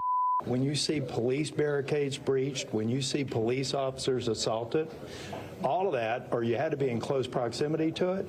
If you were just a tourist, you should have probably lined up at the visitor center and came in on an orderly basis. So I just don't think it's helpful. It's really sad to see Tucker Carlson go off the rails that bad. The American people saw what happened on January 6th. They've seen. There was so much pressure from on high to get Tucker out. Like congressional pressure, senatorial pressure, just insane amounts of shit to get Tucker out. And then it finally worked. The people that got injured, they saw the damage to the building. You can't hide the truth by selectively picking a few minutes out of tapes and saying this is what went on. It's so absurd. Weak men are vicious men, and these are weak men whose attitudes towards an individual whose life has been destroyed on the basis of false and withheld evidence is vicious. Oh, we cherry-picked. Really? What they're saying, ironically, what they're describing, ironically, is exactly what the January 6th committee and the prosecutors in these cases did for 2 years. They selectively picked small segments of tape to convince Americans that January 6th was something that it wasn't. It was awful. We would not defend that. We hate vandalism. We hate assault. Was it a violent insurrection? It was not. Was it a killing of 5 officers in the Capitol? It was not. Those are lies, and they buried tape. Heaven forbid Tucker show the facts and the video evidence itself. Well, that's the issue, is that they had a narrative to put forward, and the facts and the video evidence didn't support the narrative, so the facts and the video evidence had to be taken off the air, period. That contradicted and revealed those lies. So all we did was play the tape that they had been hiding for 26 months and show that there were American citizens, Jacob Chansley specifically, and others whose civil liberties were annihilated. And you can make your own rational judgments about what that means. Do you want to live in a country where that's possible? They don't care. Neither party in Washington cares. In fact, the leader of the Senate Democrats, Chuck Schumer, just joined the leader of the Senate Republicans, Mitch McConnell, in calling for this show to be pulled off the air. Now, that's not an argument based on logic. Sure. It's based on... Sure. Why are you fucking with Sidekick? Hysteria and the shame you feel as a weak and terrified person when your lies are exposed. Here's Chuck Schumer claiming for the first time that, like Sandy Cortez, he himself nearly died on January 6th. Tucker Carlson ran a lengthy segment last night arguing the January 6th Capitol attack was not a violent insurrection, an attempt to rewrite history and erode the very foundation of our precious and sometimes fragile democracy. So yes, this morning I am furious. Millions of Americans are furious. I was here on January 6th. Many of you saw the footage as I ran for my life, coming within a few feet. I wouldn't think that he could fucking run if his life depended on it. Of these criminals. Yeah. So we invited Schumer on, McConnell. Anybody is always welcome to come on our show. If we got something wrong, tell us how. If you think we altered the tape in some way, tell us how. But they won't. nor will they answer the most basic question, which is why should a demonstrably non-violent man who literally said a prayer of thanksgiving for police officers on the Senate floor, how is that man ISIS? How is he a domestic terrorist? Because he did the thing that I don't like, so that's bad and shouldn't do it. Goodbye. It's just...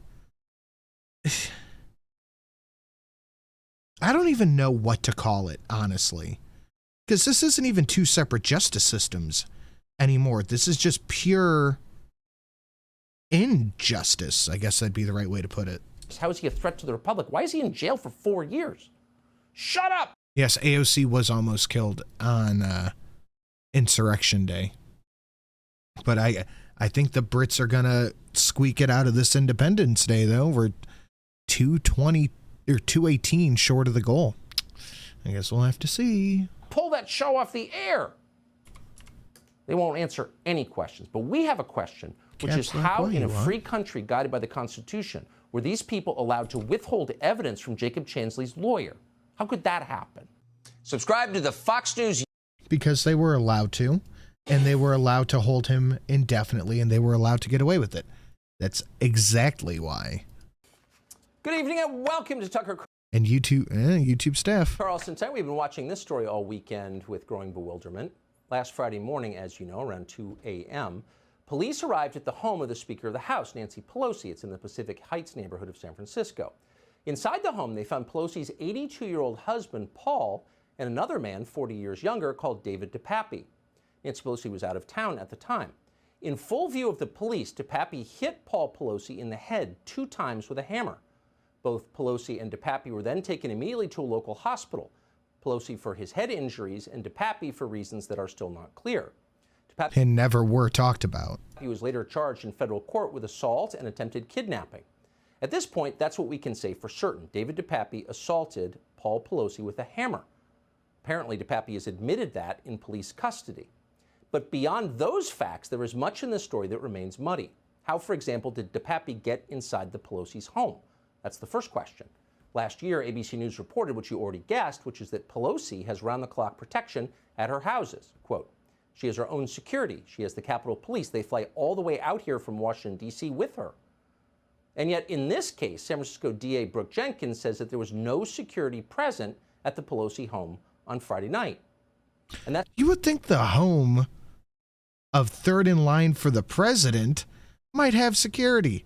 But fuck if I know. It's pretty strange because, according to multiple accounts, even when Pelosi isn't at home, her houses are well guarded. Again, as you would expect. Our friend Harmeet Dillon told us that when her firm recently tried to serve a lawsuit against Paul Pelosi at various properties he owns, all of them were guarded by, quote, multiple law enforcement officers on the perimeter. So how did DePappy get past security that apparently wasn't there? And why wasn't it there, if in fact it wasn't? We know he got inside, and once he was inside, what exactly happened next? Well, accounts of that are changing.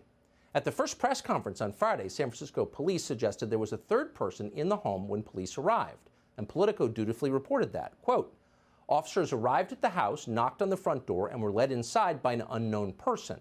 In other words, by a person who was not David DePappy or Paul Pelosi. Now, Politico never formally corrected this claim. Instead, just 2 days later, Politico, the same publication, attacked anyone who repeated its own reporting as a crazed conspiracy monger. Quote, pro-Trump commentators weighed in online to raise questions about the investigation based on unfounded and false claims.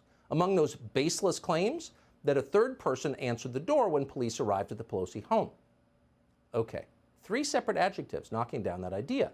But the question remains, was there a third person at the home? We don't know, but it's not crazy to assume there was. Here's how today's charging documents describe the scene inside the house. Quote, when the door was opened, Pelosi and DePappy were both holding a hammer with one hand, and DePappy had his other hand holding onto Pelosi's forearm. Pelosi greeted the officers. The officers asked them what was going on. DePappy responded everything was good.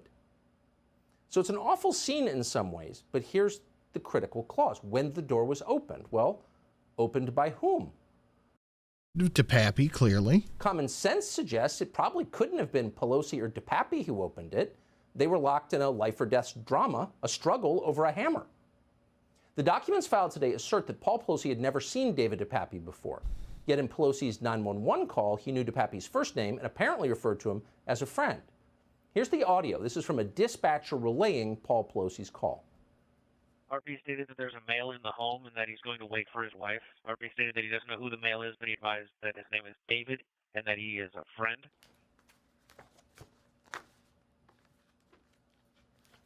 So what does that mean exactly? Well, again, we don't know and we can't know. We do know that anyone who's ever met Paul Pelosi can tell you he is an awfully nice man. He's warm and he's friendly, and he certainly didn't deserve to be hit in the head with a hammer. It's horrifying.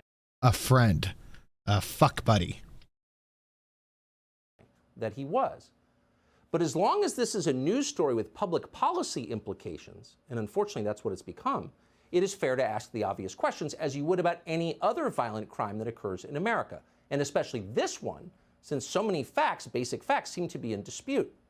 Local KTVU investigative reporter Evan Cernovsky, for example, initially reported that DePappy was, quote, found in underwear when police arrived. Today, Cernovsky made a specific point of retracting that claim, quote, I'm now told by other sources that DePappy was not dressed that could be, Sam.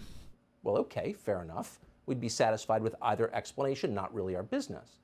But you can't blame, and this is the point, you can't blame people watching all of this at home for thinking that maybe there's something weird going on here. Parts of the official account don't seem to make any sense. So the solution, obviously, is to release the police body cam footage. Well, it doesn't make sense because it's not supposed to. It's from last Friday. That's often done immediately in cases like this, cases that attract heavy public scrutiny. Transparency restores the public's faith in the system. It is the only thing that does. In fact, that's the whole point of body cams, to reassure people that they can really know what happened. Transparency is the antidote to, quote, misinformation. On the other hand, if you want people to fall headfirst into crazed conspiracy theories, then you would keep lying and hiding things. And yet, for some reason, the San Francisco Police Department is refusing to release Friday's body cam video. We learned that today when we filed a records request. Who would willingly be a fuck buddy for Nancy? Somebody who gets paid a lot. No chance, they said. So until we see that tape, there is a lot that we cannot know. But the main question tonight, the one that's going to affect your life going forward, because this story will affect your life, the question is, who exactly is David DePappy?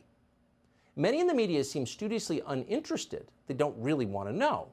At a police press conference last week, a reporter was caught on a hot mic being instructed by someone not to discuss DePappy in any great detail. So it was left in the end to a journalist who doesn't work for a big media outlet, independent reporter Michael Schellenberger, to fill in some of the blanks. Schellenberger. It's just weird how they put out a thing saying you can't talk about DePappy, you can't do that. First did the obvious. He went to where DePappy was living, across the bay in Berkeley. You're seeing an image of it on your screen right now. Apparently, DePappy was camping full-time in a dilapidated Ken Kesey-style school bus, complete with a gay pride flag out front and a sign that reads, Berkeley stands against hate. Behind the bus hangs a BLM banner. So politically, this picture could not be clearer. You know where this guy stands. But Schellenberger and others kept digging. They found that DePappy was in fact well known in the area, in the entire Bay Area, as a hallucinogenic drug enthusiast and a semi-professional nudist. He often appeared at nudist-themed events.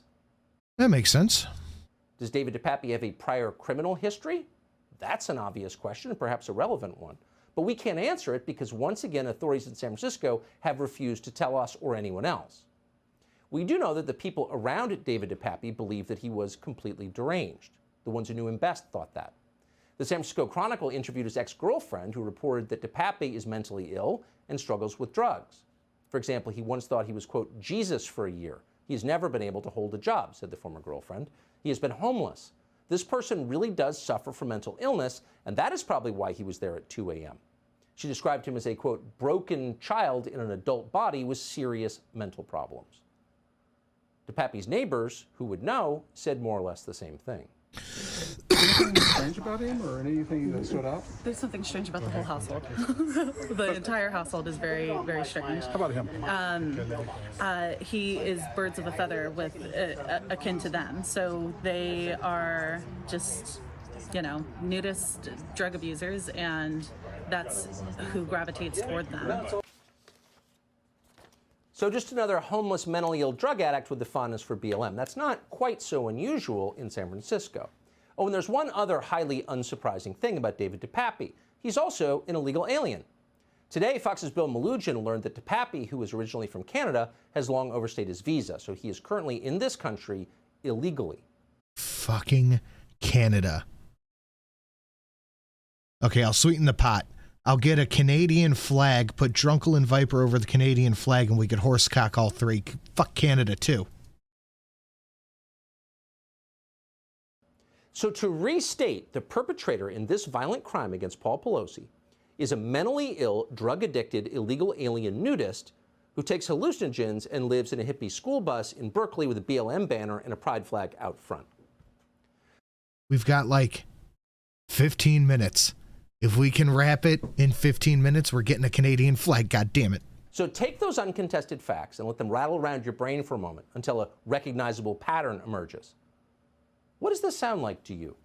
If you guessed, this is obviously a textbook case of homegrown right-wing extremism, well then obviously you've been watching a lot. Sam, this is last season's writers. This was from a few months ago. A lot of cable news today. Here's a selection. Is this political violence, in your opinion? It seems to be clear that the content of his social media and the statements he allegedly made about where's Nancy, we're going to wait for Nancy, certainly points in that direction. It seems like there's this effort to normalize this kind of behavior and to make Trumpers feel, at home and prioritize their feelings. This is about election denialism. What has happened over the last 2 years has seeped into the minds and the thoughts of some unstable people. Deranged right-wing fanatics, Trump media. Deranged right-wing fanatics. Allies, and some of the most powerful people in No worries, Daryl O. I appreciate it. the world were feverishly trying to stir up conspiracy theories that distracted from the central political You don't have to shoulder the whole weight on your own, Daryl O. headline of this story. That years of Republican propaganda and Trump-fueled fascism led 42-year-old David DePapp to break into Nancy Pelosi's San Francisco home. Well, to be fair, the fact that Mika Brzezinski has a high-paying job does give rise to conspiracy theories. I mean, in a fair society, how could that happen? But it has. But the bottom line is, ladies and gentlemen, the mentally ill... Sam says, I don't have the money, but Spite's a hell of a drug. Glad to know you ruined the Stream Boss war out of Spite. That's fun. Thanks, Sam. Homeless illegal alien drug addict who lives in a painted school bus in Berkeley with a BLM flag is actually, despite all appearances, another member of Donald Trump's QAnon army. As CNN commentator David Axelrod put it, far-right conspiracy theories are to blame here. And of course, Jen Rubin at the Washington Post accused right-wing Republicans of inciting violence against the Pelosi family using this illegal alien homeless guy on drugs. Canadian illegal alien homeless guy on drugs with a BLM flag. The far right demonized Pelosi, and that led to the attack, read a banner on MSNBC. So on what grounds, other than political desperation, are they saying things like this? Well, according to some reports, the homeless, mentally ill, drug-addicted, illegal alien David DePappy somehow maintained websites with right-wing content on them. One of these sites was apparently called friendlyfriends.com, and the strange thing about that website is that the web address for it was registered back in September, but there's content on the site that is backdated to August. Interesting. And Internet Archiving Services didn't register any content from that blog, apparently David DePappy's blog, until October 28th. That was the day of DePappy's attack on Paul Pelosi. On October 28th, friendlyfriends.com suddenly included a bunch of incoherent posts about UFOs and Peter Navarro. I'm not making that up. Those are the facts. What do they mean? Well, it's a right-wing conspiracy, obviously. Better indict Marjorie Taylor Greene for the crime. So keep in mind, as you shake your head in bewilderment at all of this, that the midterm elections are next Tuesday, and Democrats are in trouble, and they believe the attack on Paul Pelosi might help them. As Margaret Brennan explained over on CBS, because a mentally ill illegal alien attacked Nancy Pelosi's husband, it is now immoral to criticize the leader of Democrats a week before an election. Because reasons. Savor this. Republican candidates have spent more than $116 million on ads that mention Speaker Pelosi by name in this cycle. If this is about the issues, Why don't you make it about the issue? We are 8 days out. Don't you think this needs to change? Why not pull some of these out? Why do you make it about the issues? Said the lady who No issues, just narrative. spent 4 years screaming about Donald Trump, the man. It's hilarious and brazen and shameless, and the second the midterms are over, they'll stop. But the point is, as always, all the journalists got the same memo, and they're all running with the same memo. I feel like every time anybody says journalists, we need to put it in air quotes. Journalists. Of course, using exactly the same words. Ashley Parker at the Washington Post wrote this, quote, in 2022, the GOP spent $40 million vilifying Pelosi in ads, and on Friday, her husband was attacked by a hammer. Do you see the direct correlation? If you criticize Nancy Pelosi, obviously you're endangering her family. Of course, she does run the political party that's facing re-election right now that controls the United States Congress. She's third in line for the presidency, but you can't criticize her because if you do, you're just like your acolyte, Paul DePappy. So the Republican Party clearly needs to stop running advertisements that hurt Democrats ahead of the midterms. Please. That's the problem here, not the mentally ill BLM nudist in Berkeley. So what they're really arguing is, in the wake of this attack, which is awful against someone who did not deserve it, and we want to be clear about that. Paul Pelosi really is a nice guy. Hard to believe, but he is. But in the wake of that, they're telling you, unfortunately, you can no longer have free speech. Well, you can't. They're telling you this is an example. And that's been the end goal forever. Of stochastic terrorism, which is a completely meaningless phrase that emerged like a virus out of the university to infect our public discourse, or more precisely, to suppress our public discourse. Reuters has reported that, and we're quoting, terrorism and extremism experts believe it could be an example of the growing threat of so-called stochastic terrorism, in which sometimes unstable individuals are inspired to violence by hate speech. Okay. What is hate speech, by the way? Exactly, Psychic. All of a sudden, everyone in the media has, sort of without explaining why, Also good Zobels. agreed that there's this thing called hate speech that's real and probably actionable. They can find $1 billion judgment against you if you commit hate speech. But just to remind everyone watching, there's no such thing as hate speech. Hate speech is speech people hate, usually the people in power. The truth is, all speech, except speech that encourages people to imminent illegal action, like go shoot that guy. Short of that, there's no hate speech. All of it's allowed under the United States Constitution, which is our final hope.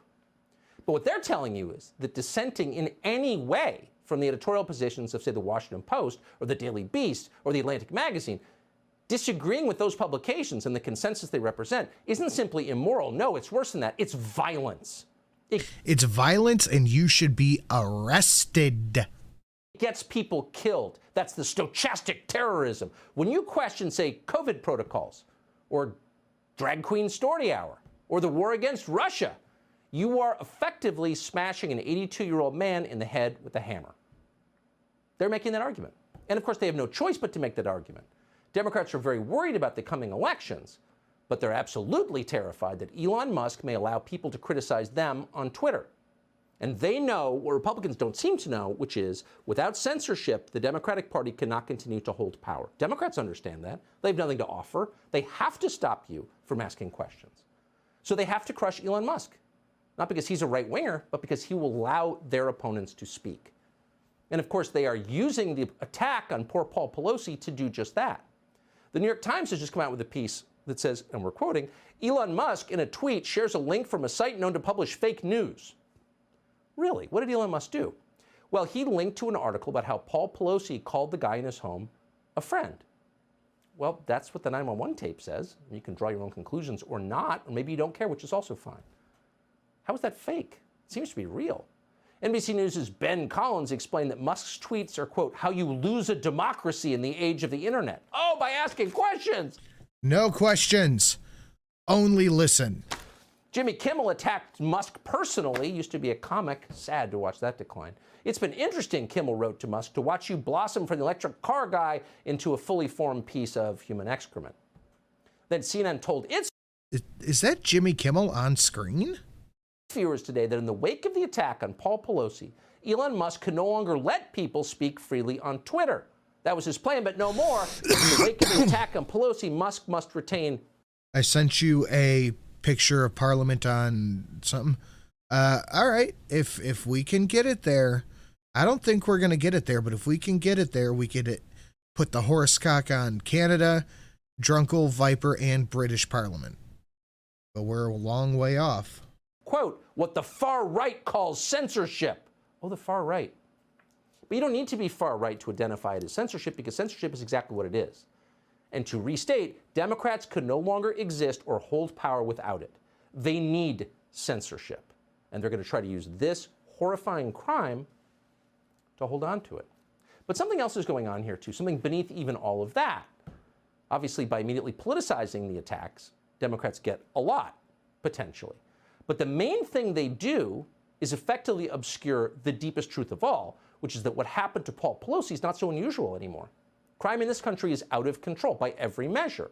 Attacks by the mentally ill homeless, even non-nudists who don't live in buses, but the mentally ill homeless are now their own category. They're a feature of life in our cities. In fact, of every part of this country controlled by the Democratic Party. If you live in one of those places, no matter who you vote for, you know that that's true. Get pushed in front of a subway train by one of them. That's entirely real. I mean, I'd rather not. Here's one I have no interest in getting pushed in front of a subway train, but it's not really up to me. Recent and especially awful example from California. A 54-year-old man and his 22-year-old daughter were just stabbed to death in the parking lot of a Kohl's in Palmdale by a mentally ill homeless man. Not an unusual story, but a particularly awful one. Here's a local news account. Residents say there are multiple homeless encampments in the area and that people are known to live out of their cars in the back of this particular parking lot. Everyone said they're shocked by the violence. Really? It's shocking? A bunch of homeless people in one area, and it's shocking that there's violence? For me, I was like dumbfounded, just thinking like, wait, somebody just got stabbed in broad daylight? I mean, like, again, it doesn't matter if it's daylight or nighttime, but the fact that people have the audacity, which means, hey, people don't care, especially when you're dealing with the type of mentalities that these homeless people have, they don't care. So to find out, like, wait a minute, somewhere where I go and shop to get gas and my bank is right here, but then some dead person is right there, that's infuriating and sad.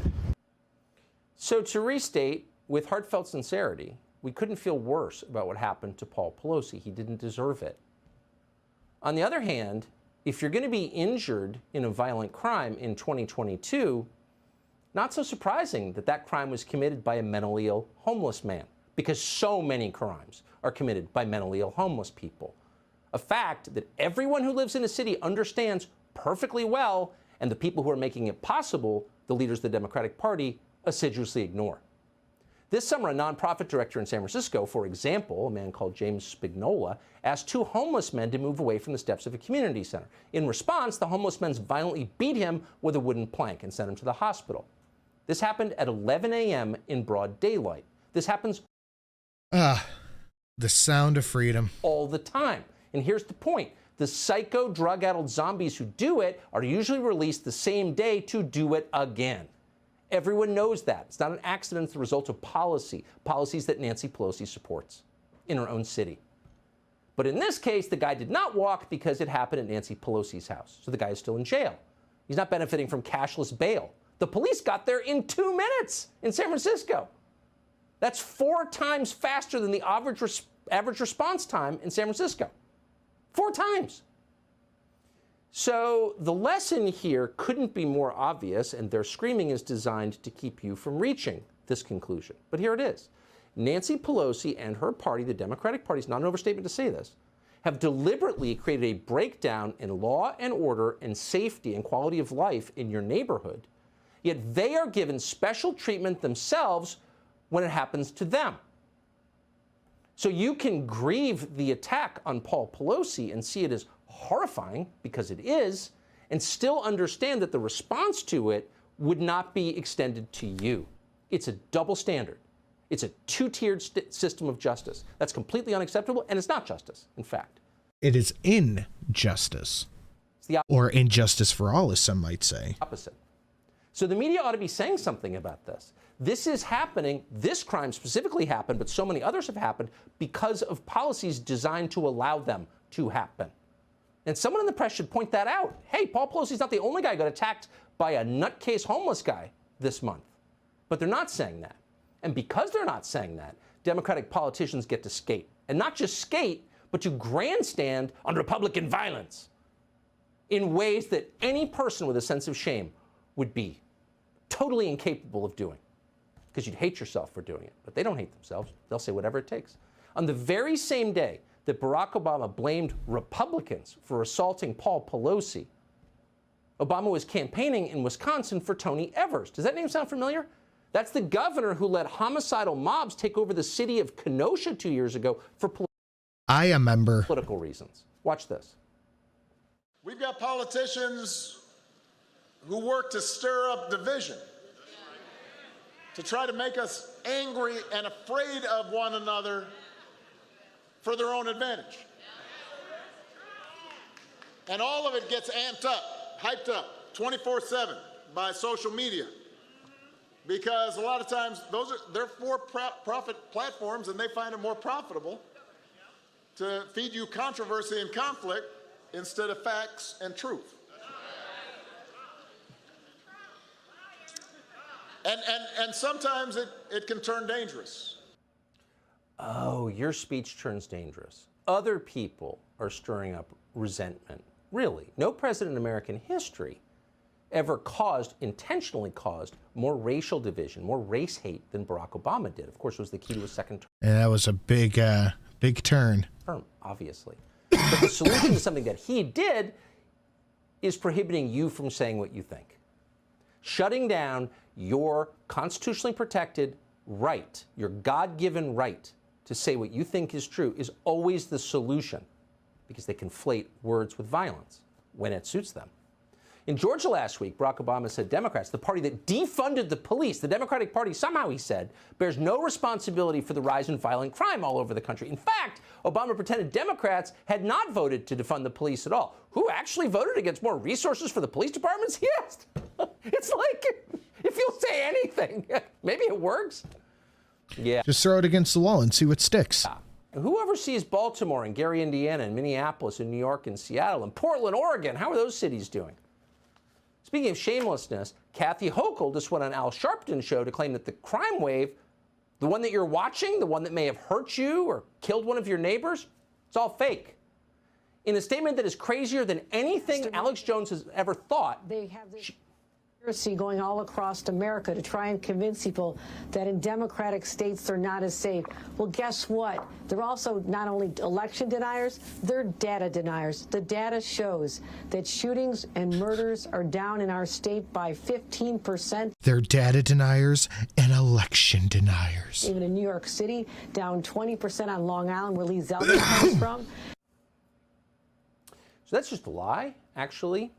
New York is so dangerous that people are leaving. Rents haven't gone down because foreign investors are buying up a lot of the buildings, but people are leaving New York in droves, of course. But according to Kathy Hochul, in a claim that is truly crazier than anything Alex Jones has ever even thought, in the shower to himself, Kathy Hochul is telling you that the data are fake. So here you have a city in which, New York City, subway ridership has dropped by 40% over the last 2 years. Now, according to Kathy Hochul, it's not because I wonder why subway riders are being pushed in front of trains, people being attacked by mentally ill homeless. No, it's because apparently millions of New Yorkers are watching Fox News and they've been fooled by right-wing propaganda into thinking the subway is dangerous. That's what she's suggesting. This is too stupid. This is a lie. Voters know it's a lie. And when Democrats get crushed in next week's midterms, it'll be in part because people who live in cities and states run by liberals understand that what happened to Paul Pelosi could very well happen to them. And no one would care. Morning Joe would pretend it never happened. They would praise the attacker, honestly. But, guys, that is it. Thank you for coming and hanging out. Everyone have a safe, fun night. I'm going to go meet up with the fam-a-lamb. Guys, have a wonderful evening. We didn't eat the Brits, and we didn't get the stream boss goal thing. It's a good 4th of July, guys. Have a wonderful night, and I will see y'all tomorrow for the AAA meeting. Good night, everybody.